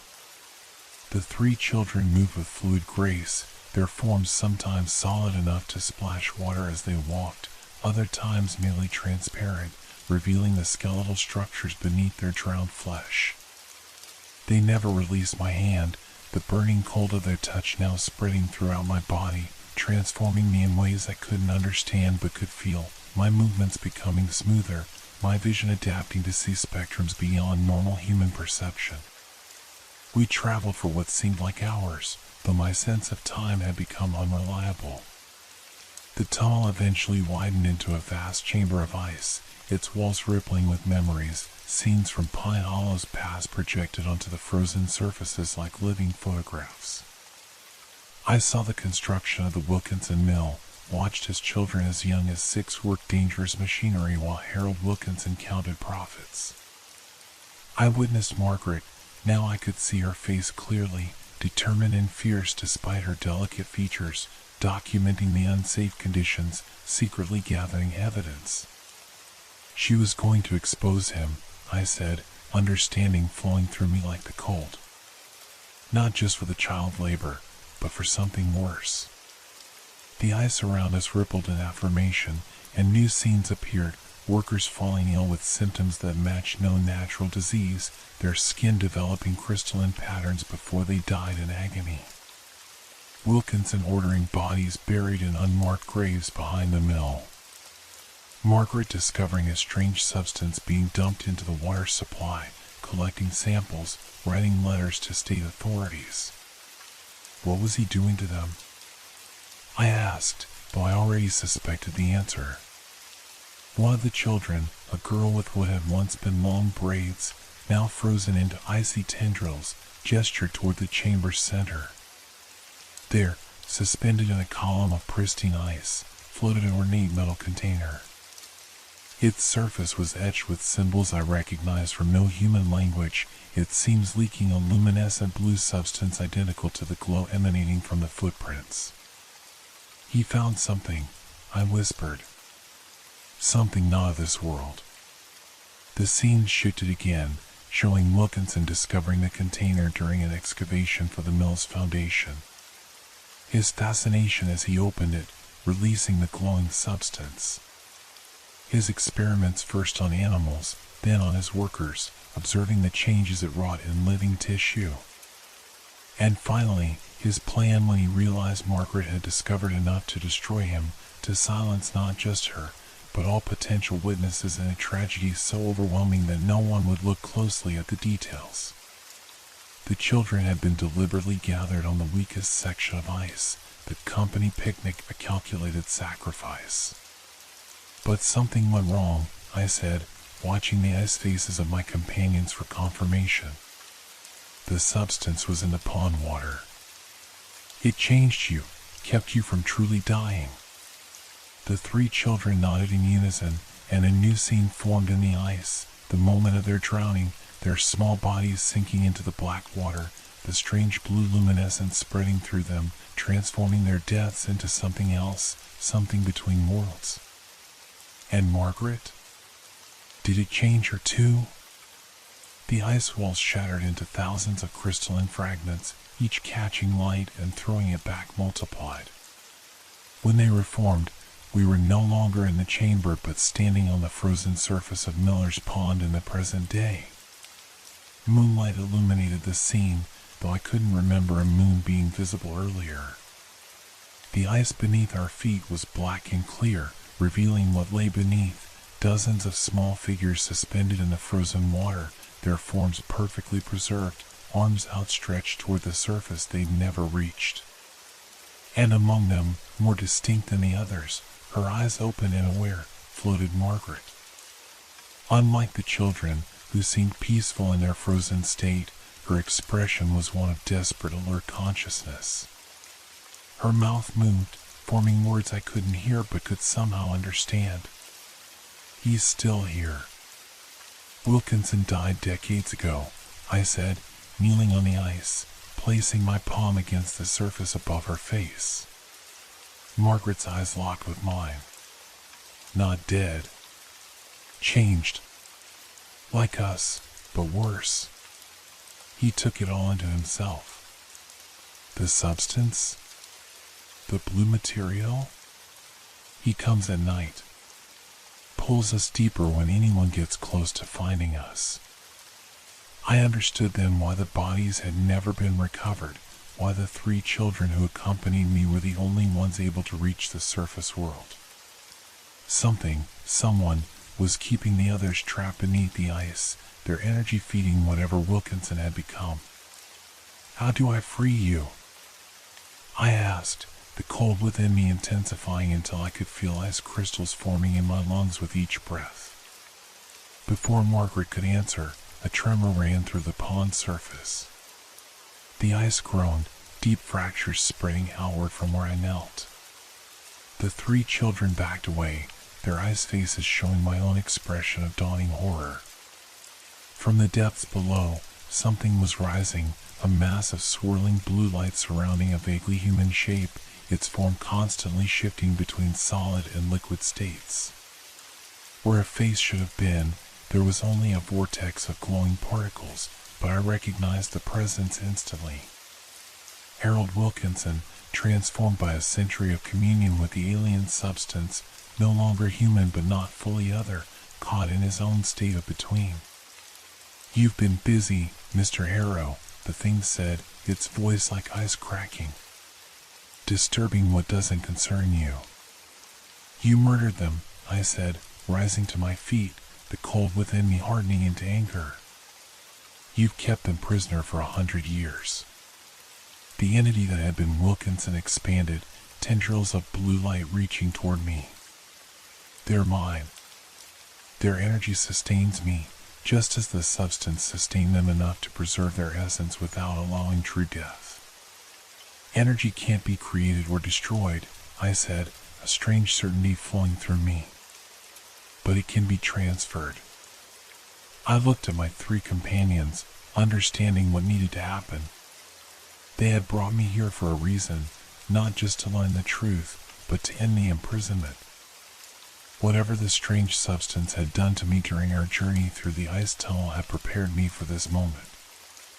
Before Wilkinson could react, I slammed my fist against the ice with all my strength. The surface, already weakened by the rising entity, shattered beneath the impact. Freezing water engulfed me as I plunged into the pond, but the cold no longer burned, it felt like returning home. I sank rapidly, passing the suspended forms of drowned children, reaching toward Margaret's outstretched hands. Behind me, the 3 children had followed, their forms now glowing with the same blue luminescence as the entity, but purer somehow, untainted by malice. Wilkinson's form twisted in the water before me, rage emanating from him in palpable waves that distorted reality itself. "They are mine," his voice thundered through the water, the sound impossible yet perfectly audible. "No," I answered, my own voice changed, resonating with the same otherworldly quality. "They never were." I clasped Margaret's hands, feeling the last of my humanity dissolve as the substance within her recognized its counterpart within me. Knowledge flowed between us, how the alien material sought equilibrium above all else, how Wilkinson had perverted its nature by concentrating it within himself, how it could be made to reverse what he had done. The children surrounded us, dozens of them now free from their suspended state, moving through the water with newfound purpose. They converged on Wilkinson's writhing form, their small hands reaching into the vortex of his being. He fought, tendrils of blue energy lashing out, catching several children and flinging them away. But there were too many, and with each touch, They drew some of the concentrated substance back into themselves, restoring the equilibrium that had been disrupted for a century. Wilkinson's form began to collapse, the swirling vortex shrinking as his stolen power returned to its rightful vessels. His voice changed from rage to fear, then to pleading, and finally to a high, thin scream that shattered into silence as the last of his stolen essence dispersed. Where he had been, only a skeleton remained, ordinary human bones that drifted downward to rest on the pond's muddy bottom. The children turned to me and Margaret, their faces no longer reflective surfaces but restored to human appearance, pale, translucent, but recognizably individual. They smiled in unison, an expression of such profound relief that it transcended the horror of their situation. Margaret squeezed my hands, her voice clear despite the water surrounding us. "It's time for them to go," she said. "And us with them." I knew she was right. The substance had changed me too much. I could never return to my human life. Whatever I had become was now part of this between world, this liminal space where the drowned existed. "What happens now?" I asked as we began to rise toward the shattered ice above, the children following in a swirling procession of blue light. "Balance," Margaret answered, her form beginning to dissipate into particles of light.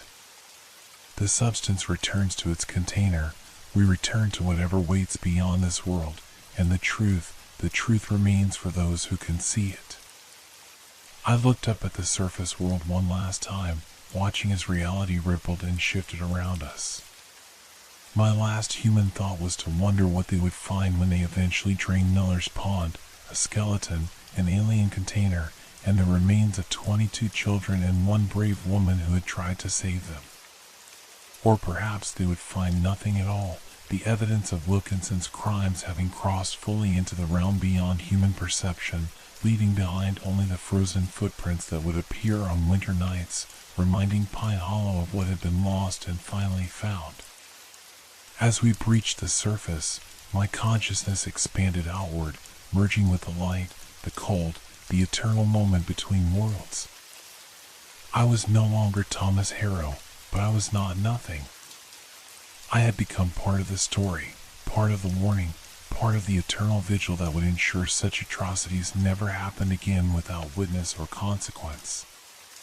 The last thing I saw before my transformation completed was the 3 children who had first come to me, standing on the restored ice of Miller's Pond, their forms solid for one brief moment. They smiled, waved, and then dissolved into gentle flurries of snow that drifted upward into the night sky, finally free. Detective Olivia Chen stared at the cabin, snow falling around her in thick, wet flakes that melted almost immediately upon touching the ground.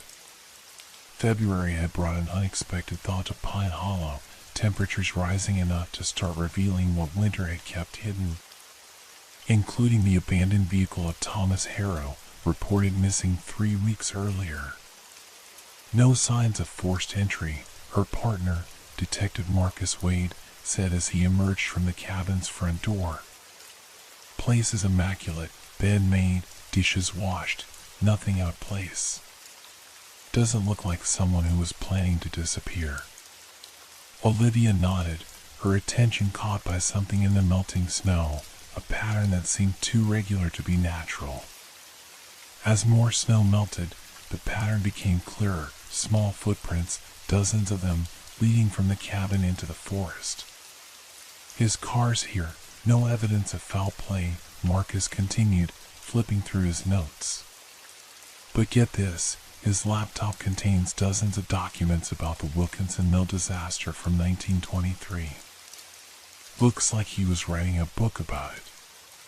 "The drowning accident," Olivia said absently, following the rapidly disappearing footprints with her eyes. As the snow melted, they seemed to glow briefly with a strange blue luminescence before fading entirely. "Any indication where he might have gone?" Marcus shook his head. "Nothing obvious. But Eleanor Winters from the Historical Society says he was acting strangely the last time she saw him, left in a panic after looking at photos from the accident. Something about the direction of the footprints tugged at Olivia's memory. Where exactly was Miller's Pond? She asked. About 2 miles that way, Marcus pointed into the forest. Why? Just a hunch, she said, already moving toward the tree line. Call the station. Tell them we need a team at the pond. Marcus hurried after her. You think he went there? In the middle of winter? Why would anyone do that? Olivia didn't answer immediately.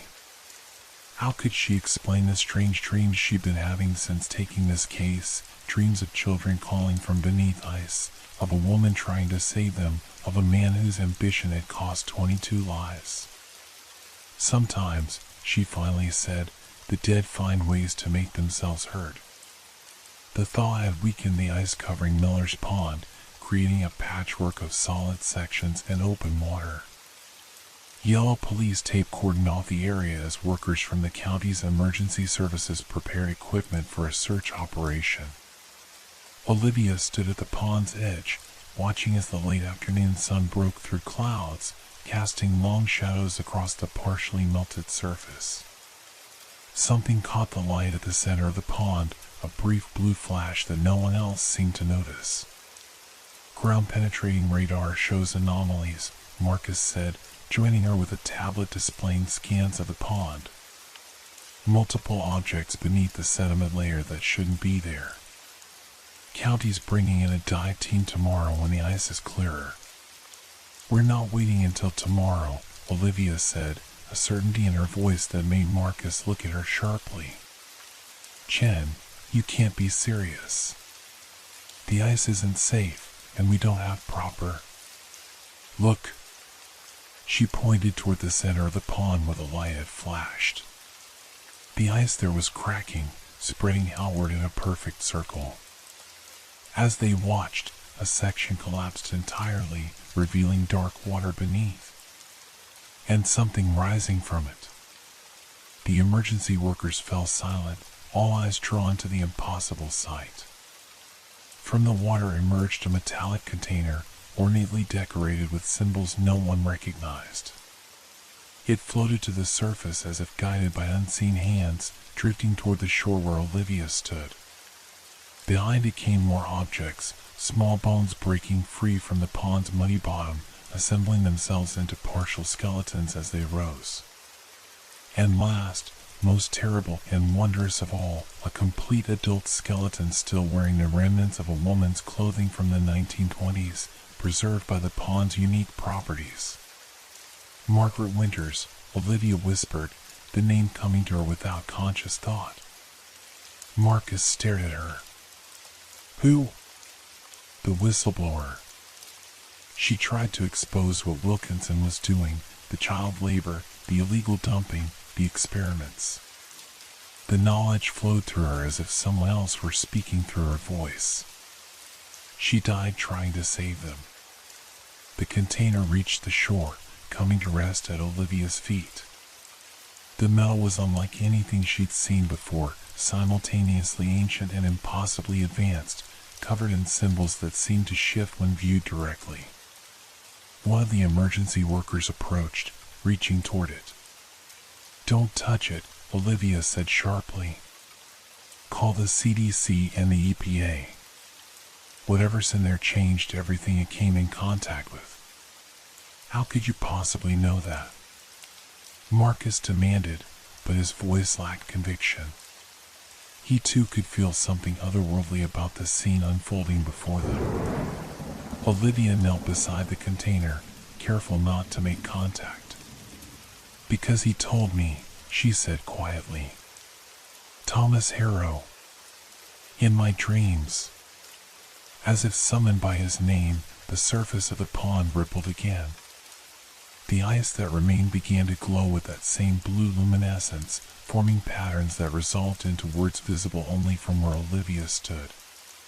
Harold Wilkinson, 19 children, Margaret Winters, Truth Beneath the Ice, Remember U.S.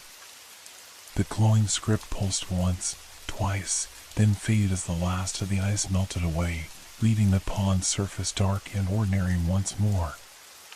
In the weeks that followed, the investigation would uncover what Thomas Harrow had begun to piece together: records of missing children beyond those reported in the accident, evidence of toxic dumping that contained trace elements of an unidentifiable substance, a hidden cemetery behind the ruins of the old mill containing the remains of workers who had left town according to official records.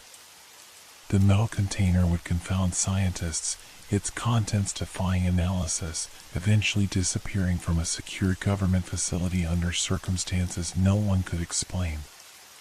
And in the deepest winter nights, when the pond froze over once more, locals would report seeing strange blue footprints in the snow. Small impressions that led from the forest circled the pond in complex patterns, then vanished. Some claimed to hear children's laughter carried on the wind, while others reported seeing a man and woman walking across the ice, hand in hand, watching over the place where tragedy had occurred and truth had finally emerged. Thomas Harrow was never found. His cabin remained empty, though prospective buyers reported feeling unwelcome there, as if the structure itself rejected their presence. Eventually, the town council voted to demolish it, planning to create a memorial park commemorating the victims of the Wilkinson Mill disaster. On the day the demolition crew arrived, they found the cabin transformed. Overnight, frost had covered every surface, forming words and images that told the complete story: Wilkinson's discovery, his experiments, the deliberate drownings, and the century-long imprisonment of innocent souls beneath the ice. And in the bedroom, a final message formed in delicate crystalline patterns. Some stories need to be told, some truths cannot remain frozen. We are at peace now, but we are not gone. Detective Olivia Chen was the only person not surprised by these developments. She had her own theory about what had happened to Thomas Harrow, that he had somehow crossed a boundary few humans ever approached, becoming part of something beyond ordinary understanding. She kept this theory to herself, sharing it only in the quiet moments when she stood at the edge of Miller's Pond on winter evenings, watching the ice form patterns that almost looked like words, feeling the brief touch of cold fingers against her hand, a sensation not of threat but of gratitude. For in bringing truth to light, Thomas Harrow had accomplished what Margaret Winters had died attempting. He had exposed the crimes, freed the imprisoned souls, and restored balance to a place long haunted by unnatural forces. And sometimes, in the frozen silence of winter nights, those who listened carefully could hear his voice in the wind, no longer human but not entirely other, telling a story that had waited a century to be heard. A story of ghosts in the frozen silence, of truth beneath the ice, and of a journey beyond the boundaries of life and death, into the blue luminescence that exists in the spaces between worlds.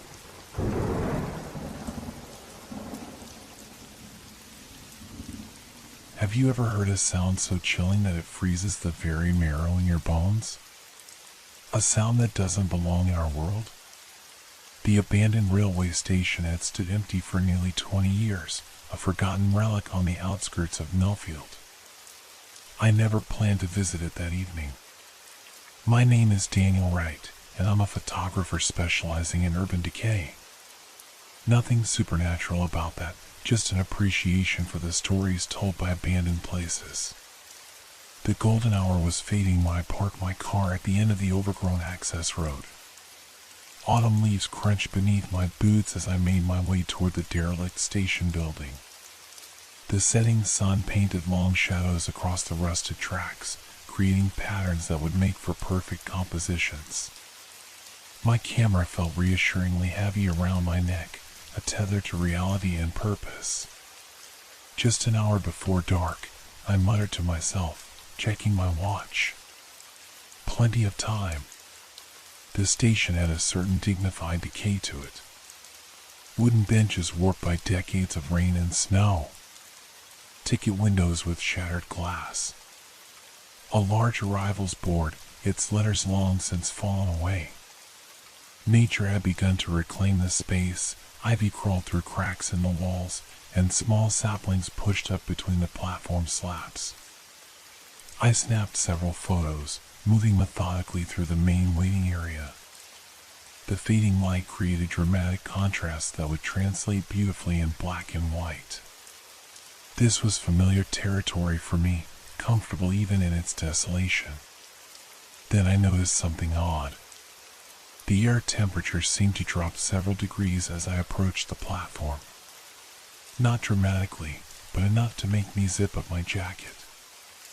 A light breeze rustled through the overgrown weeds between the tracks, creating a whispering sound that seemed almost deliberate. I paused, listening. The wind died down, but the whispering continued. Just the acoustics of the place, I told myself. Old buildings have weird sound patterns. I turned toward the tracks, where 3 abandoned train cars sat resting on a siding. Their windows were dark voids, like empty eye sockets watching me. Perfect subject matter. I raised my camera and began framing shots. The first car was an old passenger coach, its once luxurious interior now stripped and vandalized. The second was a mail car, with sorting shelves still bolted to the walls. And the third, a soft thump came from inside the third car. I lowered my camera slowly. "Hello?" My voice sounded unnaturally loud in the stillness. No response. Probably just a raccoon or some other animal, I thought. But a subtle uneasiness had begun to spread through me. The sun had dipped below the horizon now, and twilight shadows stretched longer across the tracks. I glanced at my watch again. I still had time, but suddenly I wasn't sure I wanted to use it all. Against my better judgment, I approached the third car. It was a sleeper car, with compartments for overnight travelers. Its faded lettering read Western Pacific along the side. Something about it seemed wrong.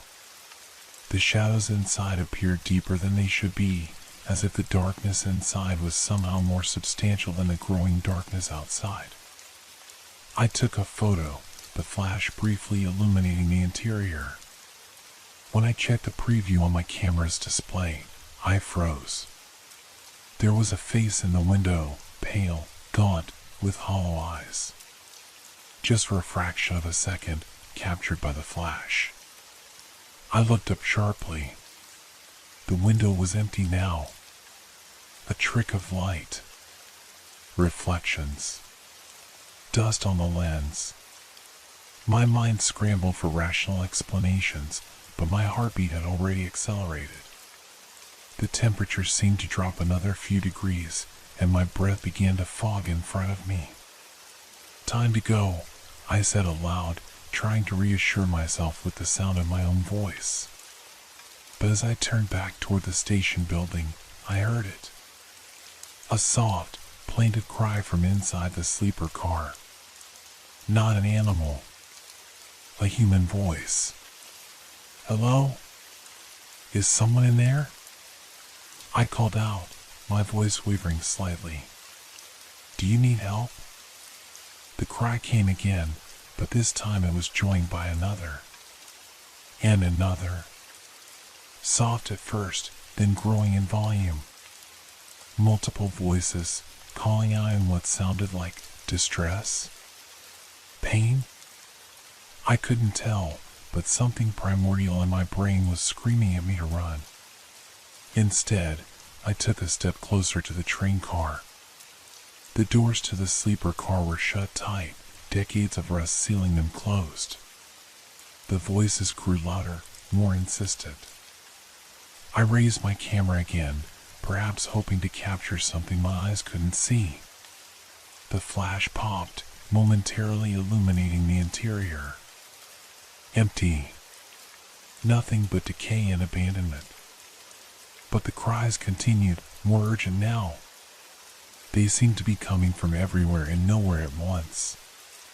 My rational mind began to fragment, unable to reconcile what I was hearing with what I was seeing.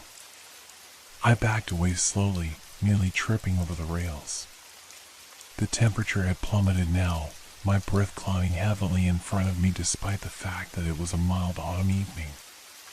As I retreated, the voices grew more frantic, as if begging me not to leave. "I'm sorry," I whispered, though I wasn't sure why I was apologizing or to whom. The sky had darkened considerably, and the station was now bathed in deep blue twilight. I turned and walked briskly back toward the main building, my camera clutched tightly against my chest. The voices faded slightly with distance, but didn't disappear entirely. As I passed through the waiting room, heading for the exit, I noticed something I'd somehow missed on my way in. A small brass plaque, tarnished with age, mounted beside the ticket window. I approached it cautiously, using my phone's flashlight to read the inscription. "In memory of the 37 passengers and crew of Western Pacific Night Express number 219, which never reached its destination. October 13th, 1957. Today was October 13th, the 67th anniversary." The voices behind me rose to a crescendo, and I no longer had any doubt about what I was hearing. They were screams. What keeps the dead bound to a single place? What unfinished business traps them between worlds? I ran. My boots pounded against the cracked concrete of the platform as I sprinted toward the exit. The screams swelled behind me, a chorus of anguish that seemed to pull at my very soul. My breath came in ragged gasps, visible in the unnatural cold that had descended over the station. I reached my car, fumbling with the keys. My hands trembled so violently that I dropped them twice before managing to unlock the door. Inside, I slammed the door shut and turned the key in the ignition. Nothing happened. I tried again. The engine clicked weakly but refused to turn over. Come on, I muttered, panic rising in my throat like bile. I tried once more, pumping the gas pedal desperately. The engine coughed, sputtered, and died. Through the windshield, I could see the abandoned station. Darkness had fully fallen now, but the station wasn't as dark as it should have been. A faint, bluish glow emanated from the windows of the main building and, more intensely, from the 3 train cars on the siding. The screams had quieted to a low, mournful keening that was somehow worse than the full-throated cries from before. Cell phone. Call for help. My thoughts lurched desperately for solutions. I pulled out my phone, but the screen showed no service. Of course. The station was too remote, nestled in a valley between hills that blocked any signal. I was trapped. For a moment, I sat frozen in indecision. The rational part of my brain, the part that insisted on logical explanations for everything, was rapidly losing ground to a more primitive instinct that recognized danger beyond understanding. I could stay in the car and hope whatever was happening would pass by morning, or I could try a hike back to the main road, about 3 miles through dense woods. In the dark, with whatever was in the station potentially following me. Neither option seemed good. A sharp rap on my window shattered my thoughts. I jerked away from the sound, a startled cry escaping my lips. Pressing against the passenger side door, I forced myself to look. There was no one there. But as I watched, frost began to form on the glass, spreading in delicate patterns from a central point, as if drawn by an invisible finger. My breath hitched in my throat as words took shape in the frost. Help US. This isn't real, I whispered, squeezing my eyes shut. This isn't happening. When I opened them again, the frost had disappeared. But so had my resolve to stay in the car. Whatever was happening, the vehicle offered only an illusion of safety. And sitting still, waiting for morning, suddenly seemed unbearable. I grabbed my backpack, making sure my camera was secure inside. I had a flashlight, a bottle of water, some energy bars, and a small pocket knife. Not much, but better than nothing. Taking a deep breath, I pushed open the car door and stepped back into the night. The air was frigid now, much colder than it should have been for October. My breath plumed in front of me as I aimed my flashlight toward the path that would lead back to the main road. I took one step, then another, focusing on putting distance between myself and the station. Daniel. I froze. The voice had come from directly behind me, soft, female, and somehow familiar. Daniel Wright. Please. We need you. Slowly, I turned around. Standing on the path was a woman in her mid-30s, dressed in clothing that would have been fashionable in the 1950s, a tailored suit with a pencil skirt, a small hat perched atop carefully styled dark hair. She looked solid, real, except for one detail. I could see the faint outline of the station building through her body. Who? My voice cracked. I swallowed hard and tried again. Who are you? My name is Eleanor Mitchell. I was a passenger on the Western Pacific Night Express, she said, her voice carrying an echo quality that raised the hairs on my arms. We've been waiting for someone like you. Someone like me? Someone who can see. Someone who can help. Her form flickered slightly, like a television with poor reception. Please. We've been trapped here for 67 years. Tonight is our only chance. My instinct screamed at me to run, to get as far away from this place as possible. But something in her eyes, a profound sadness, a desperate hope, held me in place. What happened to you? I asked, my voice barely above a whisper. Eleanor's form flickered again. We derailed. The engineer, he saw something on the tracks. He tried to stop the train, but it was too late. Her voice became distant, as if she were remembering. The cars left the tracks. We tumbled down the embankment. So many died instantly. Others, like me, survived the initial crash, only 2. She didn't finish the sentence. She didn't need to. But why are you still here? I pressed, struggling to understand. Why haven't you moved on? We can't. We're bound to the train. To this night. We relive it over and over. Eleanor's expression tightened with anguish. But tonight is different. Tonight, you're here.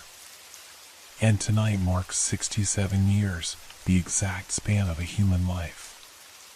The one I should have lived. The implications of what she was saying washed over me like ice water. I wasn't just witnessing echoes of the past, I was being asked to intervene in it. What do you want me to do? I asked, though I feared I already knew the answer. Eleanor's gaze shifted toward the station, toward the 3 abandoned train cars glowing with that unnatural blue light. Come with me. See what happened. Help us find peace. Every instinct told me to refuse, to turn and run and never look back. But I found myself nodding, a decision made somewhere beyond conscious thought.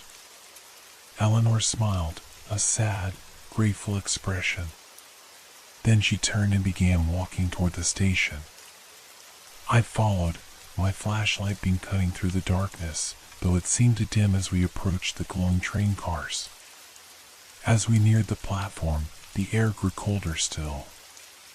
The keening I heard earlier resolved into distinct voices, dozens of them, murmuring, crying, calling out for help. I shivered, but not just from the cold. They're afraid, Eleanor explained softly. They don't understand what's happened to them. Even after all this time, they're still trapped in that moment. We reached the platform. The 3 train cars glowed more intensely now, pulsing with a rhythm that reminded me unnervingly of a heartbeat.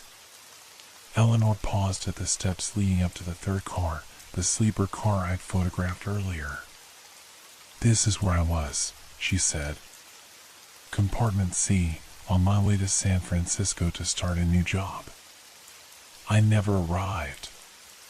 She turned to face me fully, her translucent form more substantial now in the glow from the train. "Are you ready, Daniel?" I wasn't. Not remotely. But I nodded anyway.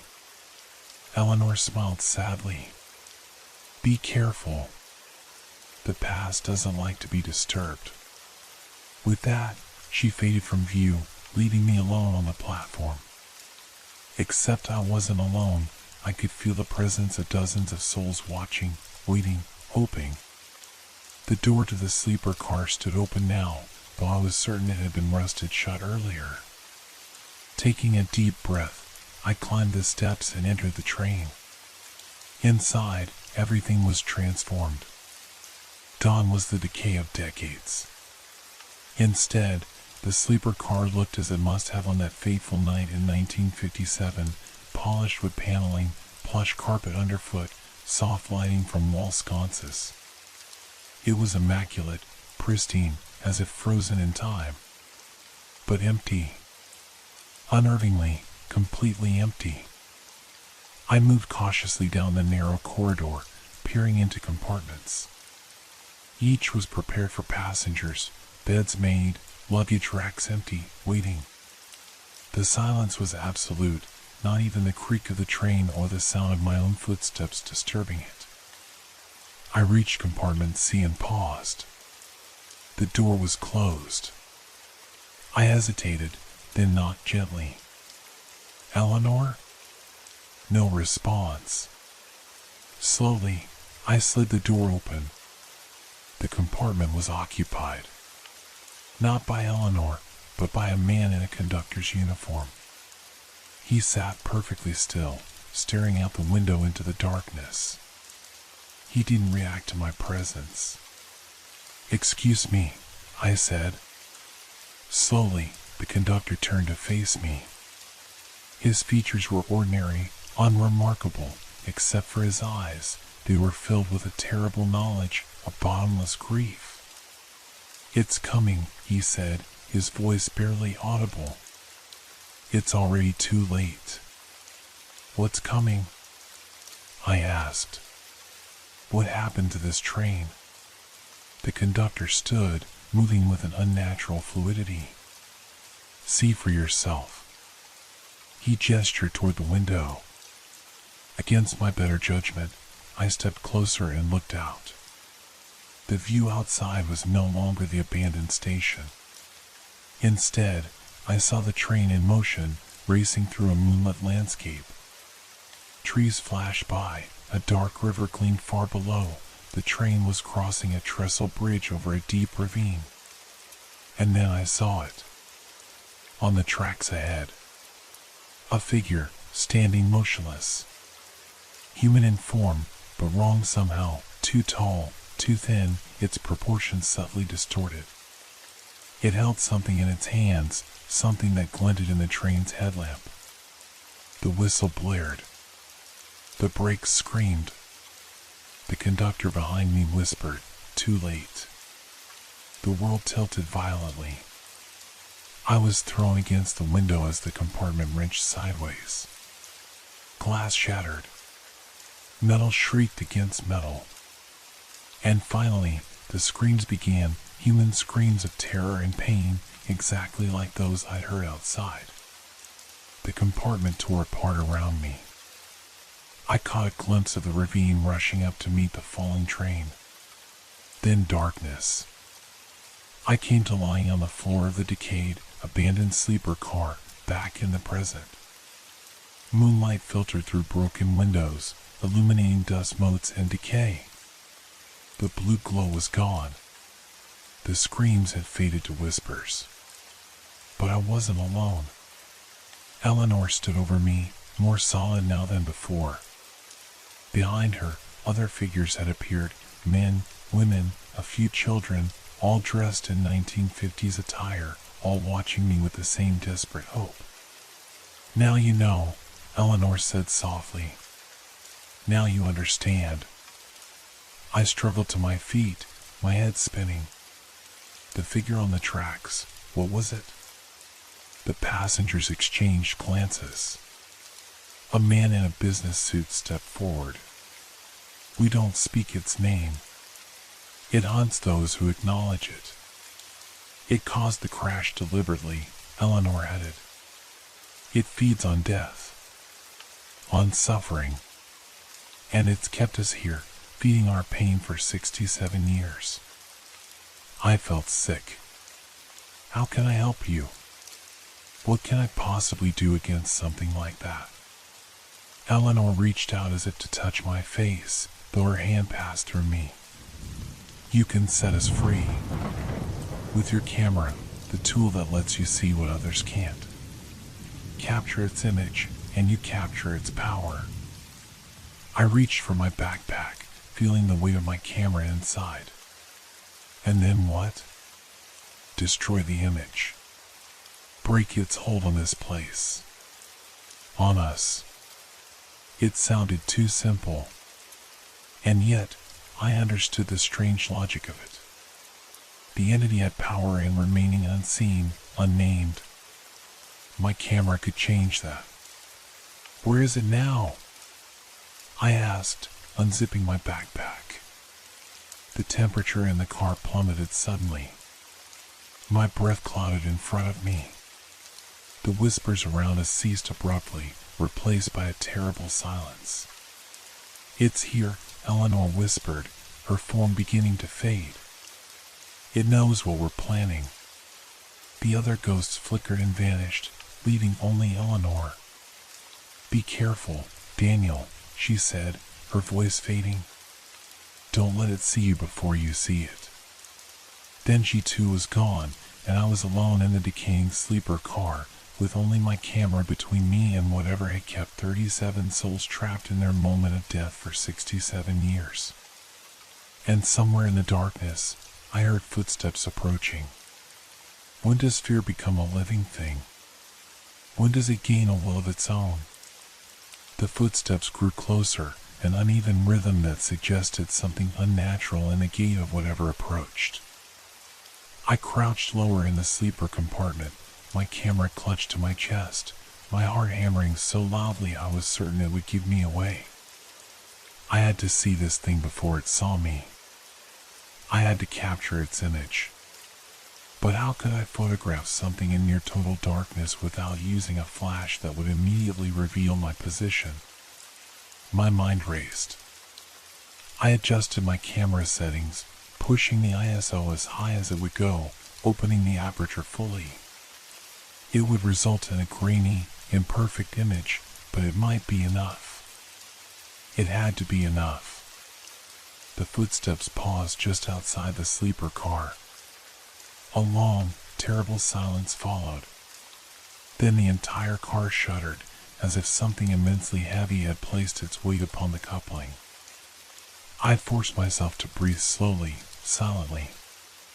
My fingers found the custom function button on my camera, switching to silent mode, no shutter sound. Small mercies.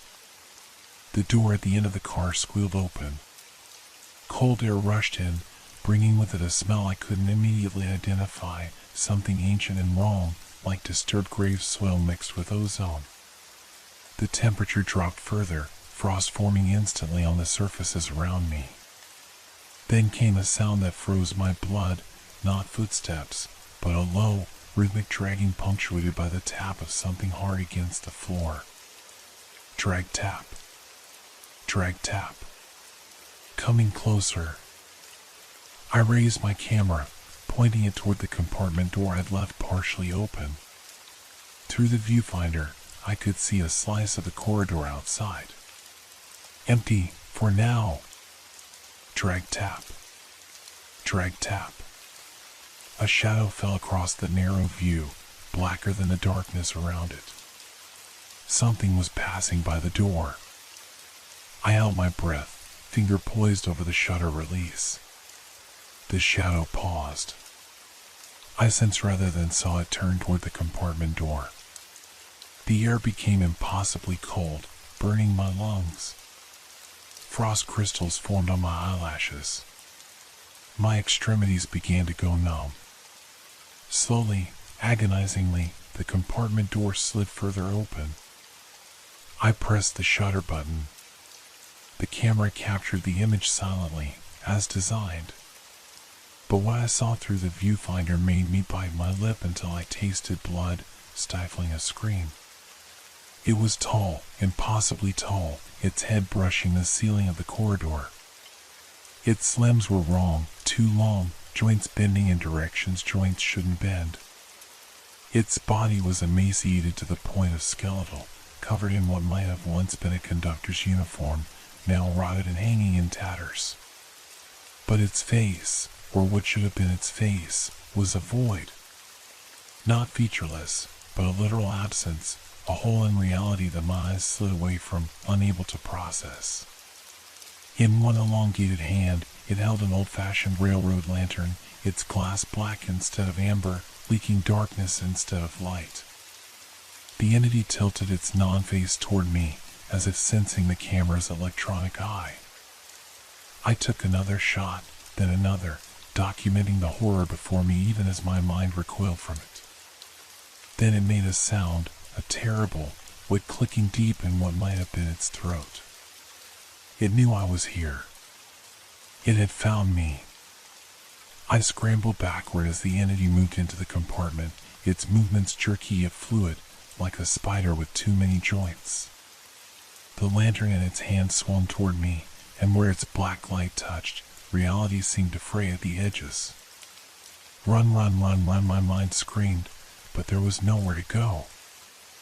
I was trapped in the compartment with this thing between me and the only exit. It raised its free hand, fingers elongating further, reaching for me. I raised my camera like a shield, some desperate instinct telling me it might offer protection.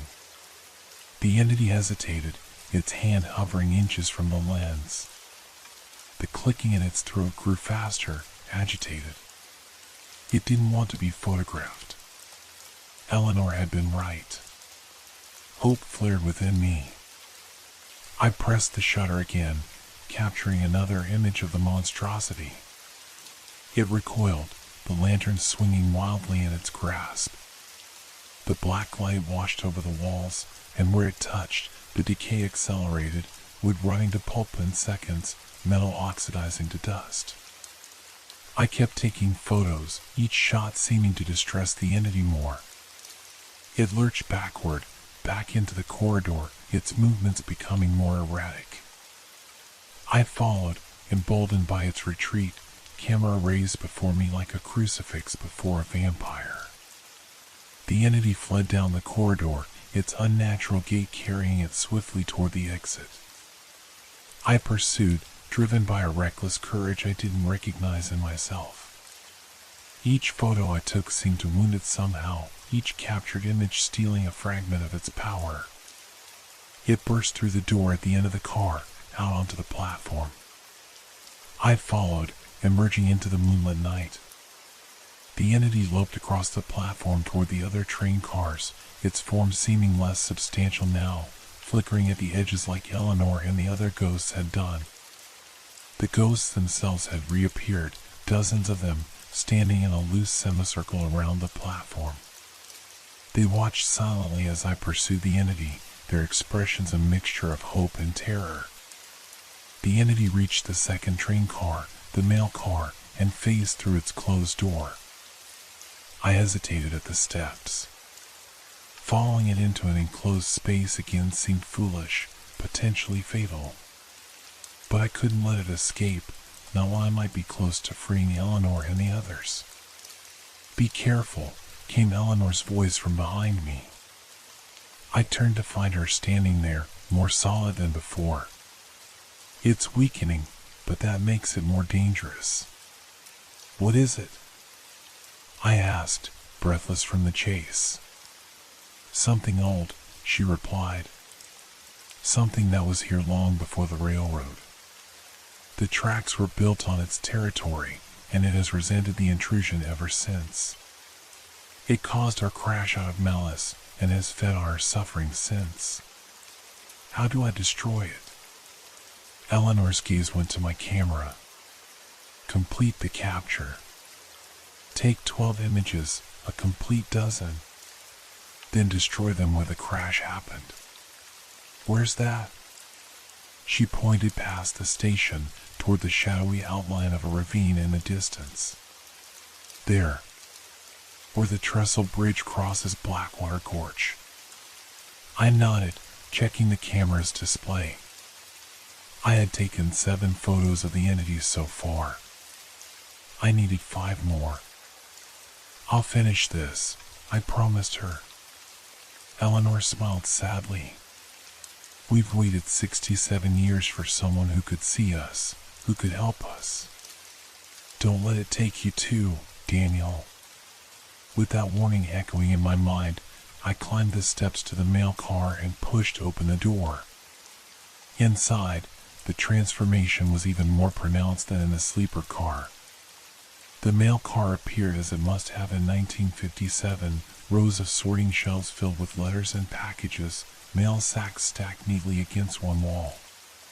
But unlike the sleeper car, this one wasn't empty. The entity stood at the far end, cornered. Its form flickered and distorted, expanding and contracting like a lung struggling to breathe. The black lantern in its hand swung wildly, casting its anti-light across the interior, running everything it touched. Behind it, the wall of the car had disappeared, replaced by a vision of the crash, the mail car teetering on the edge of the ravine, letters and parcels suspended in midair as the car began its fatal plunge. Through this terror and reality, I could see the gorge below, moonlight glinting off the river at its bottom. The entity raised its free hand, pointing a too long finger at me. The clicking in its throat had changed to a high-pitched keening that made my ears ring and my vision blur. I raised my camera again, focusing through the disorientation. Click. 8. The entity lurched toward me, its movements now desperate. The lantern's black light swept across the floor between us, aging the wood to dust, creating a widening chasm. Click. 9. The terror and reality behind the entity grew larger, the vision of the crash more vivid. I could hear screams now, feel the sickening vertigo of the car tipping over the edge.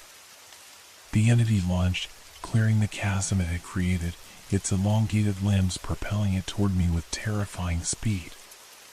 Click. 10. I stumbled backward, nearly falling. The entity was almost upon me, its non-face just inches from my own. The cold emanating from it burned my skin, the smell of grave soil and ozone overwhelming. Click. 11. The entity's hand closed around my throat, impossibly cold, stealing my breath. The camera slipped in my grasp, nearly falling. With the last of my strength, I raised it one more time, pointing it directly at the void where the entity's face should be. Click. 12. The entity screamed, a sound like metal tearing, like a soul being ripped apart. It released me, stumbling backward. Its form flickered violently, becoming less substantial with each passing second.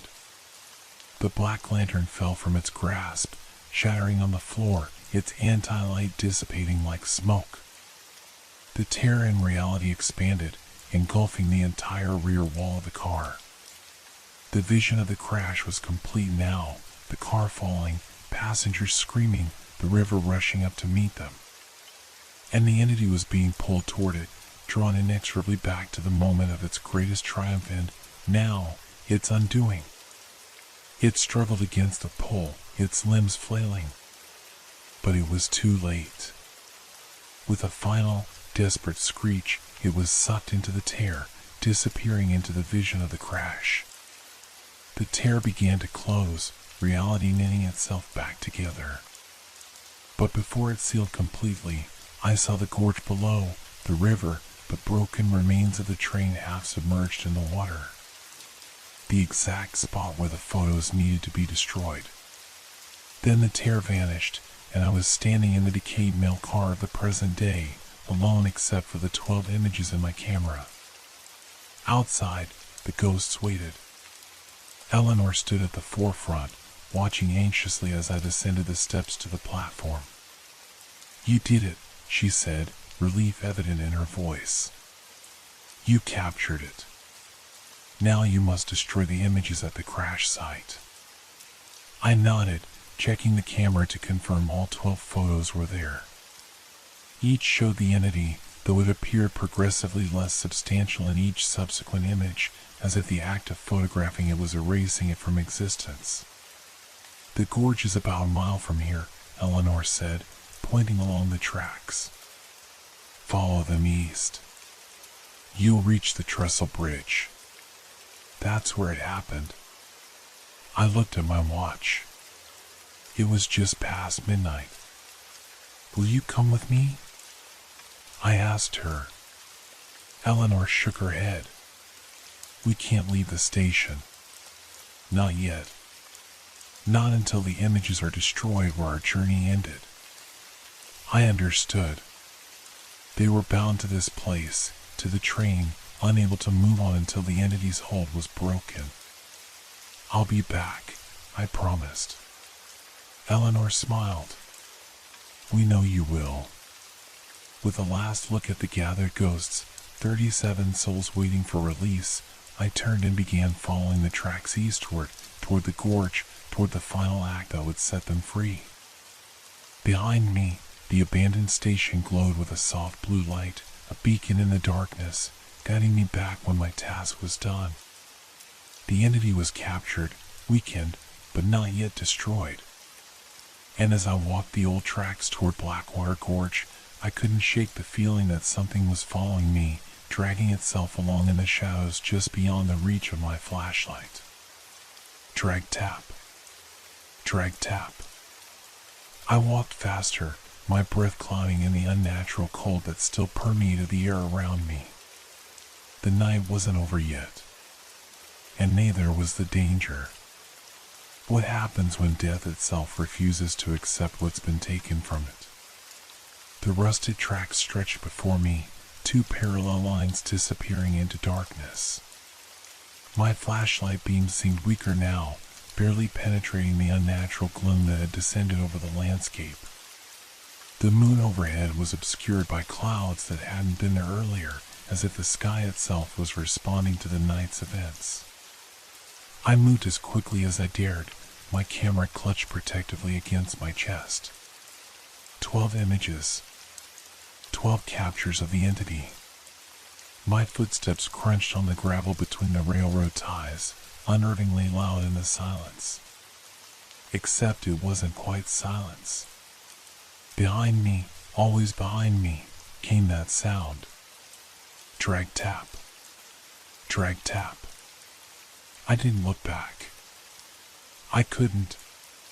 Some primal instinct warned that turning would be fatal, that seeing what followed would give it power over me. So I kept my eyes forward, focused on the path ahead, and walked faster. The trees on either side of the tracks grew denser, their branches reaching across like grasping fingers, creating a tunnel of vegetation. The beam of my flashlight caught their trunks, casting long shadows that seemed to move independently of the light source. Faces formed in the patterns of bark, watching me pass. Whispers emanated from the rustling leaves. "It's coming," they seemed to say. "It's angry."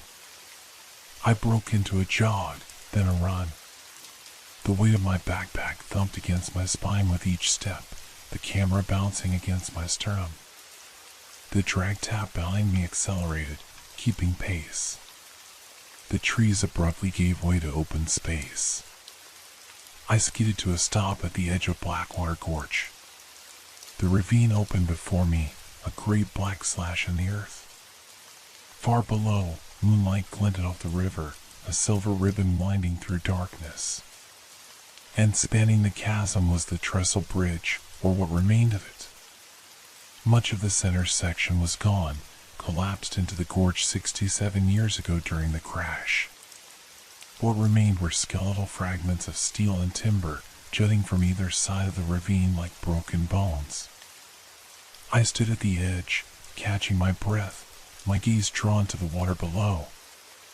Even from this height, I could make out unnatural shapes in the riverbed, twisted metal, the remains of train cars half buried in silt.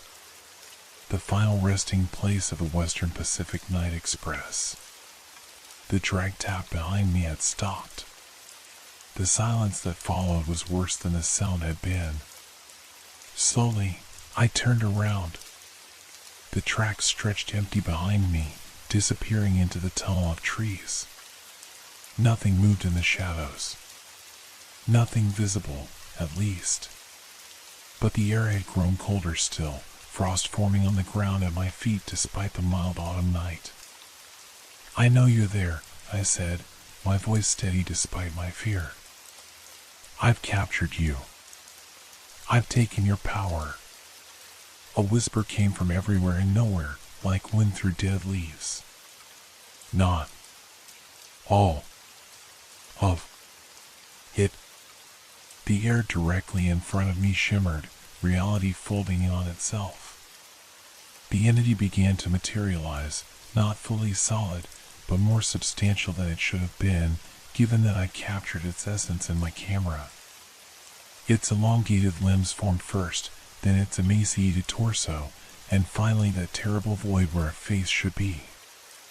It no longer held the black lantern that had been lost in the mail car. But darkness still emanated from it, a cold absence of light that consumed the moonlight around it. "Give them back." The words formed in my mind rather than my ears, accompanied by a pressure behind my eyes that threatened to split my skull. I took a step backward, dangerously close to the edge of the gorge. My heel dislodged a few pebbles that tumbled into the abyss, their impacts lost in the distance below. "No," I said, gripping the camera tighter. "You've held them long enough." The entity drifted closer, its movements more fluid now, less constrained by physical form. Its limbs elongated further, reaching for me, for the camera. "Mine," it insisted. "Their pain is mine." I felt revulsion at its words, at the understanding that dawned within me. This thing had fed on the suffering of 37 souls for 67 years, trapping them in their moment of greatest anguish, replaying it endlessly for its own satisfaction. "Not anymore," I said. I raised the camera, pointing it at the entity like a weapon. It recoiled slightly, the void of its non-face rippling with what might have been fear. But it didn't retreat fully. Instead, it began to circle me, forcing me to turn to keep it in view. My back was to the gorge now, the yawning abyss just inches from my heels. "Stay back," I warned, though the words felt hollow. What threat could I pose that it would heed? The entity paused, tilting its head at an impossible angle.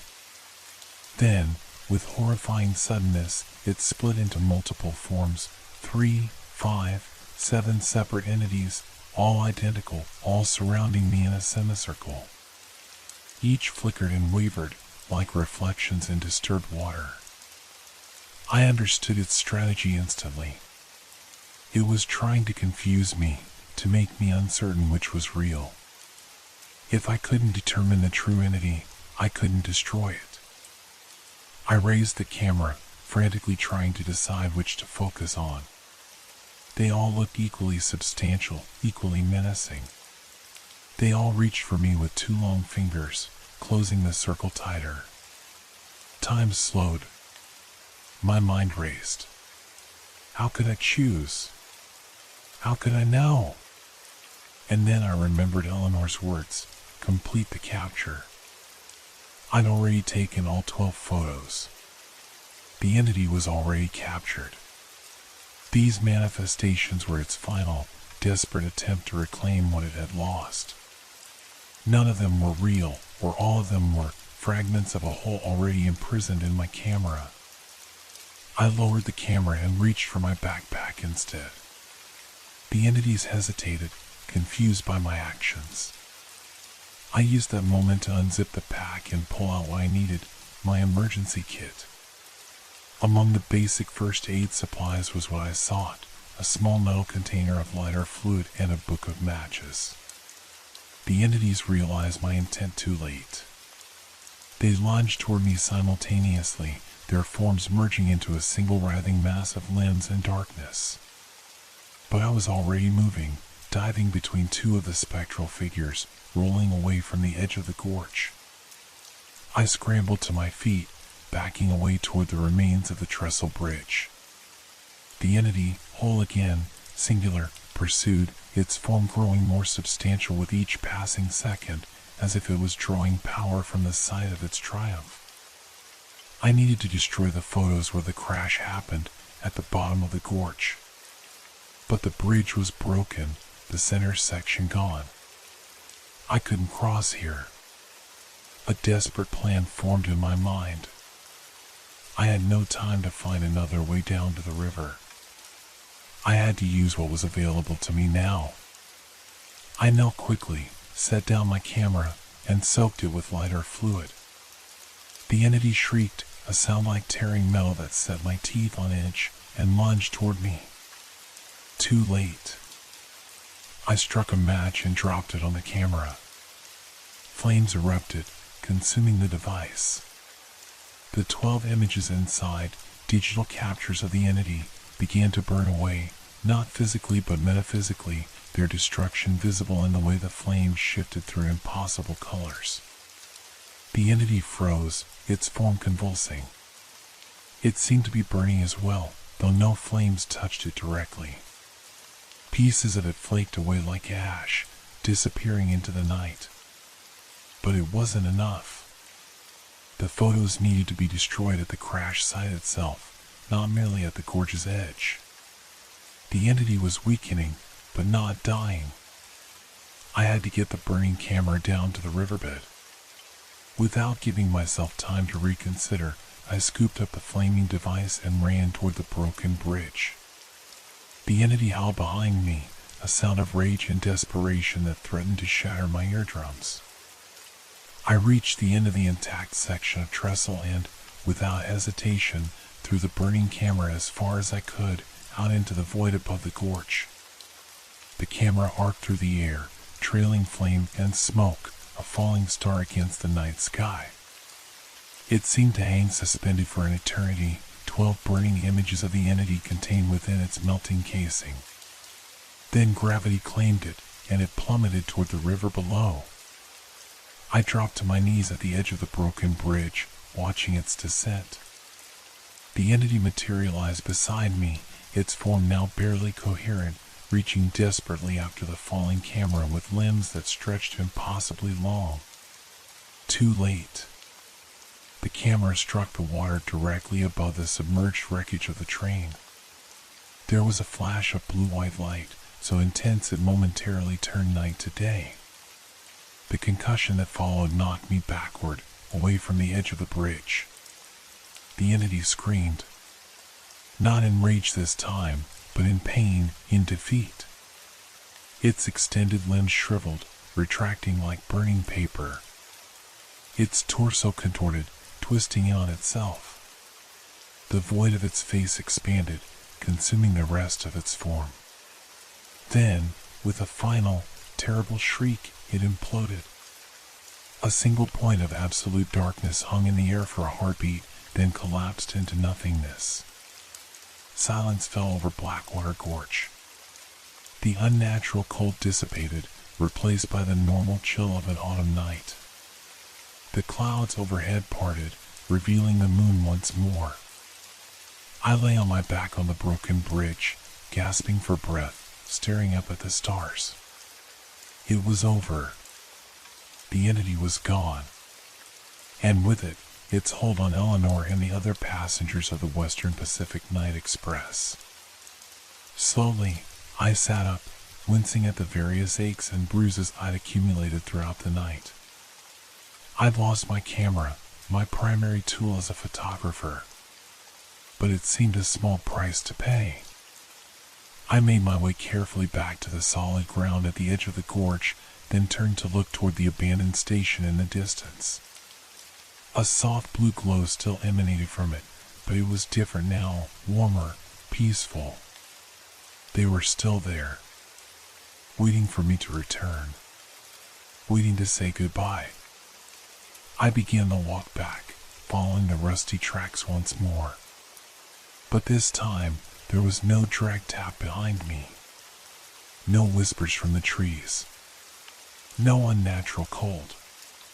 Just the ordinary noises of a forest at night, crickets chirping, an owl hooting, the rustle of small creatures in the underbrush. As I walked, a weight seemed to lift from my shoulders with each step. I'd faced something beyond understanding, beyond the rational world I'd inhabited all my life, and I'd survived. More than that, I'd succeeded. The station came into view, glowing softly against the night sky. And standing on the platform, more substantial than I'd yet seen them, were the 37 souls of the Western Pacific Night Express. Eleanor stood at the forefront, a gentle smile on her face as I approached. Beside her was the conductor, and behind them, the other passengers, men, women, children, all watching me with expressions of profound gratitude. "You did it," Eleanor said as I climbed the steps to the platform. "You freed us." "The entity?" the conductor asked, his voice stronger than it had been in the sleeper car. "Dawn," I confirmed. "Destroyed where your journey ended." A collective sigh of relief passed through the assembled ghosts. Several broke into tearful smiles. A child laughed, a sound of pure joy that seemed to brighten the blue glow around them. "What happens now?" I asked. Eleanor glanced toward the eastern sky, where the faintest hint of dawn was beginning to lighten the horizon. "Now we can move on. Our journey can finally be completed." As if in response to her words, a sound came from the distance, the long, mournful whistle of a train. But unlike the screams I'd heard earlier in the night, this whistle held no terror, no anguish. It was a call, a welcome. The ghosts heard it too. Their forms grew more translucent, more ethereal, as if they were shedding the weight of their earthly appearances. "It's time," the conductor said, checking his ghostly pocket watch. Eleanor turned to me once more. "Thank you, Daniel. For 67 years, we've been trapped in our worst moment. Because of you, we can finally experience what comes after." I nodded, unable to speak past the lump in my throat. These people had suffered for longer than I'd been alive, held captive by a malevolent entity that fed on their pain. And now they were free. The train whistle sounded again, closer now, though no physical train approached the station.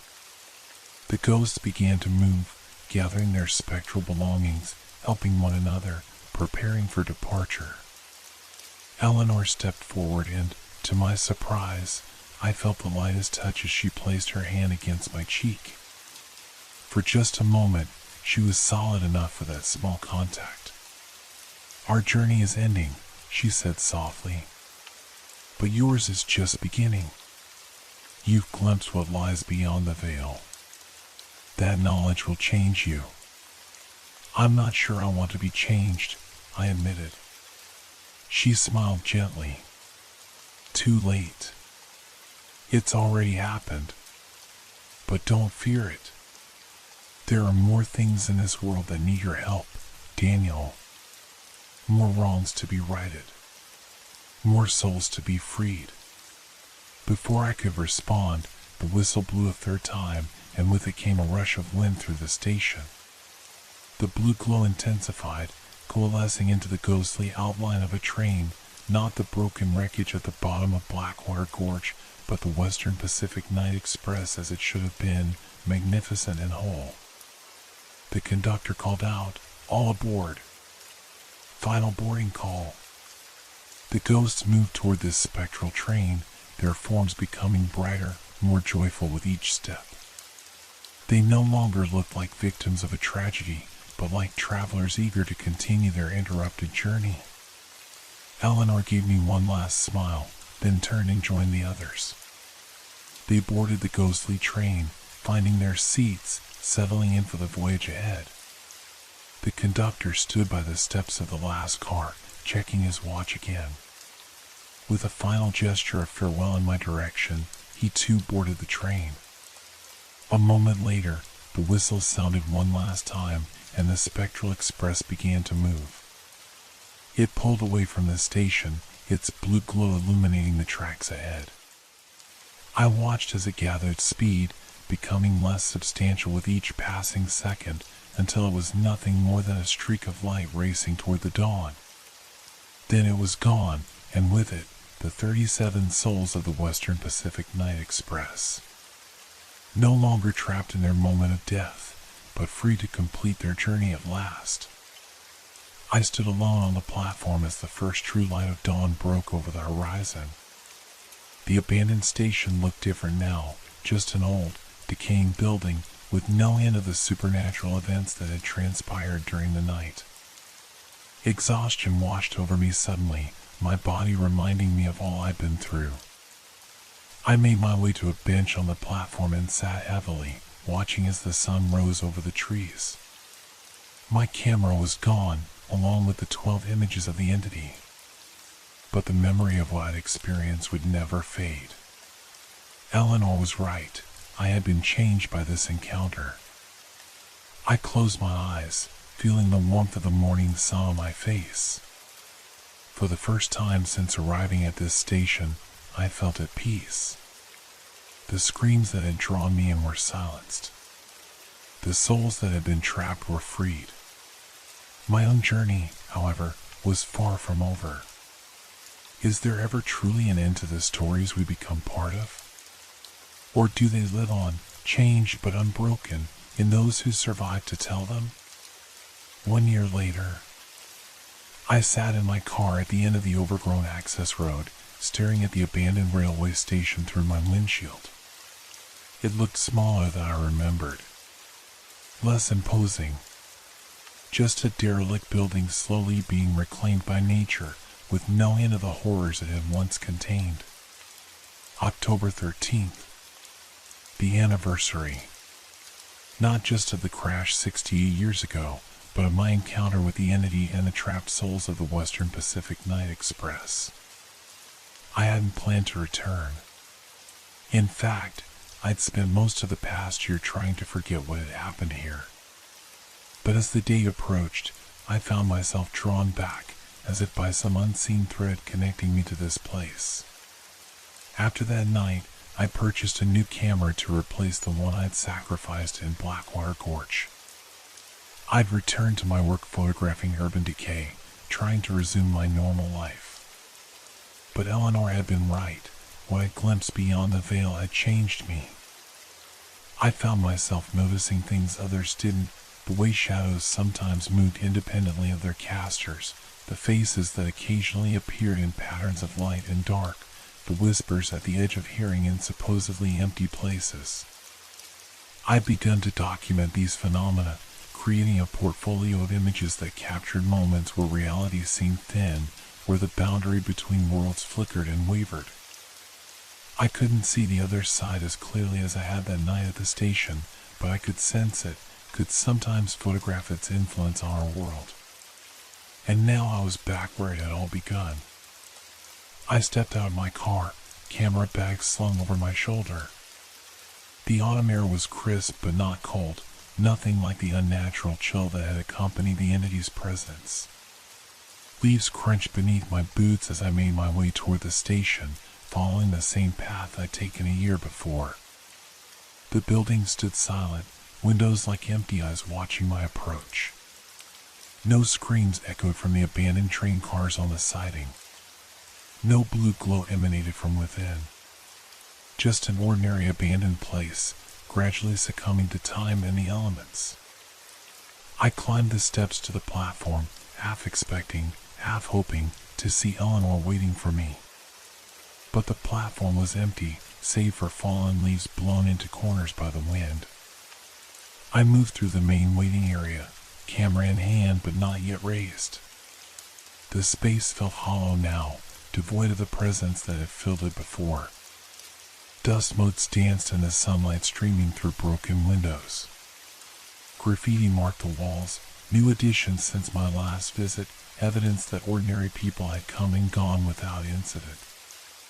Outside, I approached the 3 train cars on the siding. They looked smaller as well, less menacing. The sleeper car's door hung partially open, moved by wind or vandals in the intervening months. I hesitated before climbing the steps, memories of my previous entry still vivid. Inside, the car was just as decrepit as it should be, rotting floors, rusted metal, graffiti on the walls. No pristine 1950s interior, no conductor with knowing eyes. Just decay and abandonment. I made my way to compartment C and paused in the doorway. This was where it had all started, where I'd first seen the entity, where Eleanor had first appeared to me.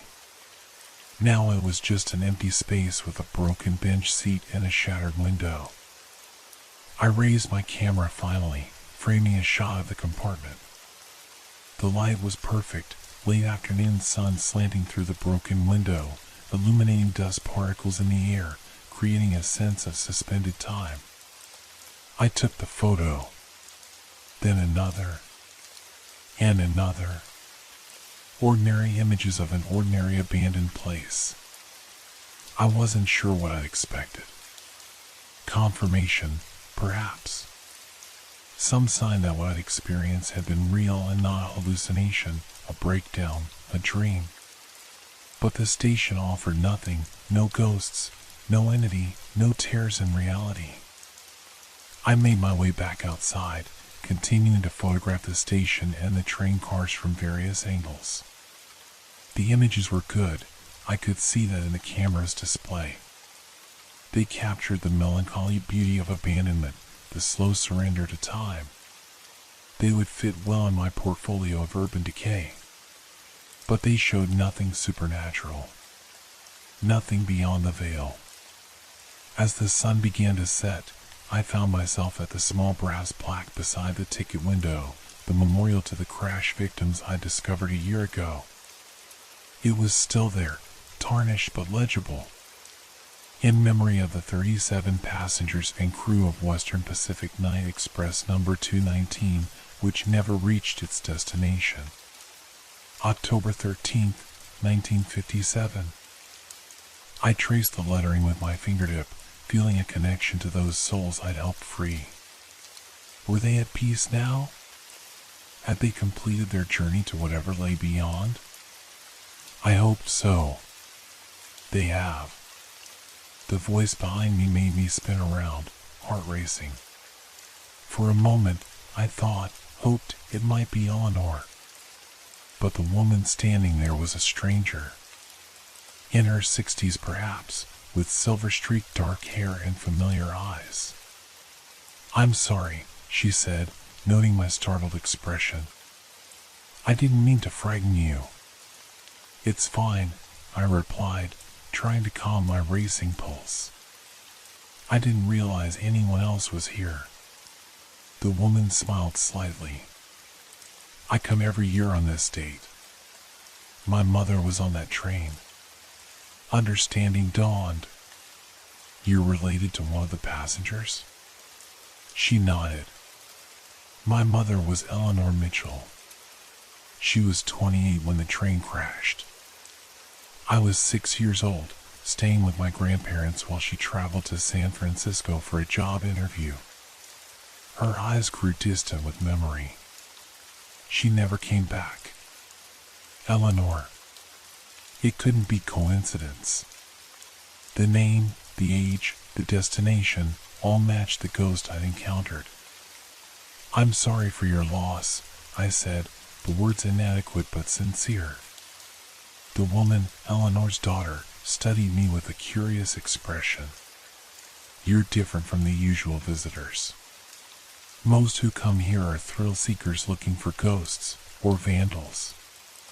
You seem respectful. I hesitated, unsure how much to share. I'm a photographer. I document abandoned places. She glanced at my camera. Just abandoned places? Something in her tone made me look more closely at her. There was a knowing quality to her gaze, a perception that seemed to see beyond surface appearances. Sometimes, I admitted carefully, I photograph things others don't notice. Things at the edge of perception. She nodded, unsurprised. Last year, something changed here. For 67 years, I felt my mother's presence whenever I visited. A sense of unresolved anguish, of being trapped. But when I came last October 14th, the day after you were here, it was gone. Replaced by peace. My breath caught. How did you know I was here? She smiled enigmatically. My mother told me. In a dream, the night after whatever you did to help them. She appeared to me, not as the ghost that had haunted this place for decades, but as I remembered her from childhood. Whole. Happy. Free. She reached into her purse and withdrew a photograph, offering it to me. It showed a woman in 1950s attire, a tailored suit with a pencil skirt, a small hat perched atop carefully styled dark hair. Eleanor Mitchell, as she had been in life. She said a photographer with kind eyes had helped them complete their journey, the woman continued. She described you perfectly. I stared at the photograph, emotion tightening my throat. Here was proof, tangible, undeniable evidence that what I'd experienced had been real. That Eleanor had been real. I didn't know if I'd ever meet you, the woman said. But I hoped I might, eventually. I've come back every year since I was old enough to make the trip alone. I assumed if you helped my mother, you might return someday too. I wasn't sure I would, I admitted. Part of me wanted to forget it all happened. She nodded understanding. But you couldn't. Once you've seen beyond the veil, you can never unsee it. You sound like you speak from experience. Perhaps I do. Her smile was gentle. The ability to sense what others can't often runs in families. My mother had it. I have it. Not as strongly as you seem to, but enough to know that this world has more layers than most people perceive. We stood in companionable silence for a moment, the setting sun casting long shadows across the platform. Then she spoke again. There's something I'd like to show you, if you're willing. It's why I approached you. I hesitated only briefly before nodding. Lead the way. She guided me back toward the train cars, but instead of approaching the sleeper car where I'd encountered Eleanor, she led me to the second car, the mail car where I cornered the entity and taken the final photographs. This is where it was strongest, she said, pausing at the steps. The entity. The thing that kept them trapped here. How do you know that? I've felt it my entire life. Every visit, its presence was centered here, in this car. Until last year, when it vanished completely. She looked at me. Whatever you did, it worked. But it left something behind. I followed her up the steps, into the decayed interior of the mail car. Unlike the sleeper car, this one showed signs of recent disturbance. The dust on the floor had been disturbed by multiple sets of footprints, and a small area at the far end had been partially cleared. The woman made her way confidently through the debris to this clear area.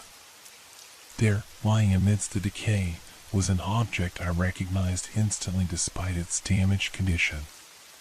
My camera. The one I had soaked in lighter fluid, set ablaze, and thrown into black water gorge a year ago. It was charred, melted in places, clearly non-functional. But it was unmistakably the same device. How is this possible? I whispered, kneeling to examine it without touching. I watched it fall into the gorge. The same way the entity could manifest in multiple places, the woman said. The same way my mother and the others could appear both here and at the crash site. The boundaries between places become thin when powerful events occur. She knelt beside me.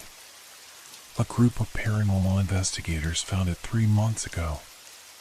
They sensed its significance but didn't understand it. They left it here as an offering of sorts. An offering to what? To whatever might still linger here. She looked around the empty car.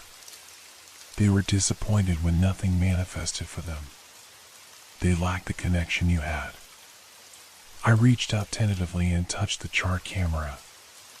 It felt ordinary, cool metal and melted plastic, nothing supernatural about it.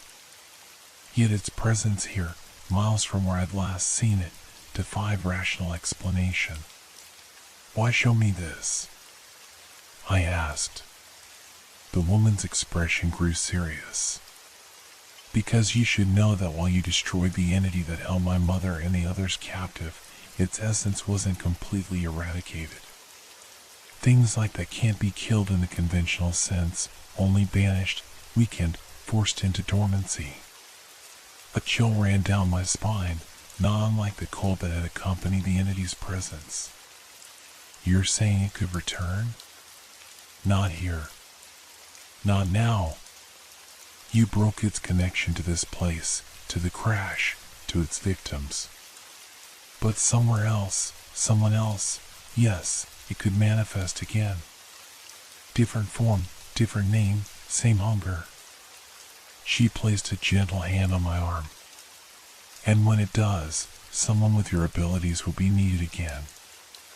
I stared at the ruined camera, understanding dawning.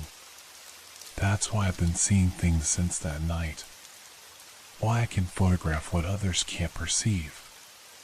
It's not just that I glimpsed beyond the veil, something changed in me. She nodded. My mother said you would understand eventually. Said you had been marked, not as a victim, but as a witness. As someone who could stand between worlds when necessary. The implication settled heavily on my shoulders. I wasn't done with the supernatural.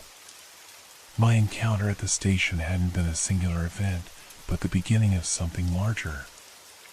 I don't know if I want this responsibility, I said honestly. The woman smiled with sympathy. Few who are chosen would volunteer for it. But consider the alternative, to know what exists beyond the veil, to have the ability to help, and to turn away.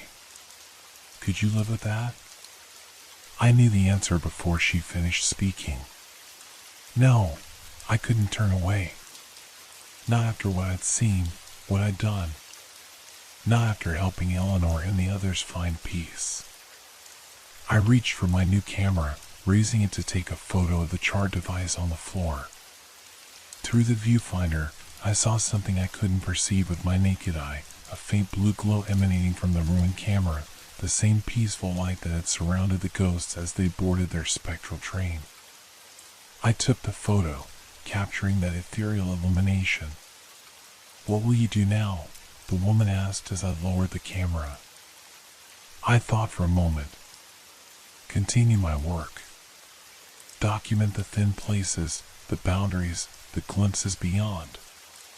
And if I encounter something like the entity again, you'll do what needs to be done, she finished for me. As you did here. We made our way back outside as the last light of day faded from the sky. Stars were beginning to appear overhead, the same stars that had witnessed the events of a year ago, of 68 years ago. Will you come back next year? the woman asked as we prepared to part ways. I looked at the abandoned station, seeing it with new eyes, not just as a place of past horrors, but as the site of redemption, of freedom, of completion. It held both darkness and light in its withered walls, its rusted tracks. Yes, I decided. To remember. She smiled, pleased. Then perhaps we'll meet again. We exchanged contact information. Her name was Margaret. She lived in a town about 30 miles away, and said our goodbyes. As she walked toward her own car, parked on the opposite side of the station from mine, she paused and looked back. My mother wanted me to tell you something, she called. If I ever met you. What's that? I asked. She said, the journey doesn't end. It just changes tracks. With that, she continued on, disappearing around the corner of the building. I stood for a moment, letting Eleanor's final message sink in. Then I turned and began walking back to my own car.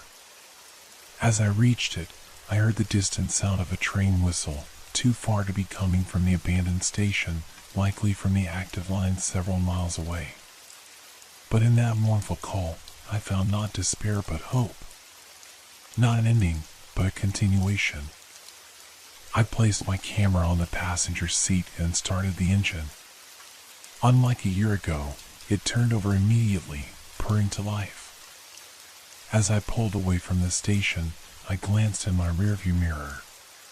For just a moment, in the gathering darkness, I thought I saw blue glow emanating from the windows of the main building.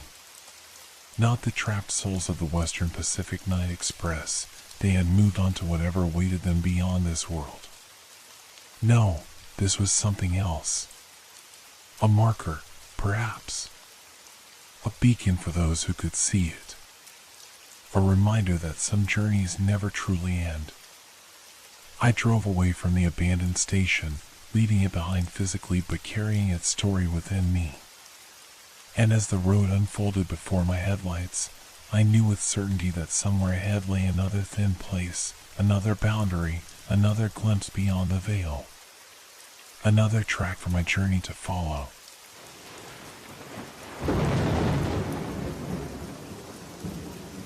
Hope your dreams are filled with fear. Good night.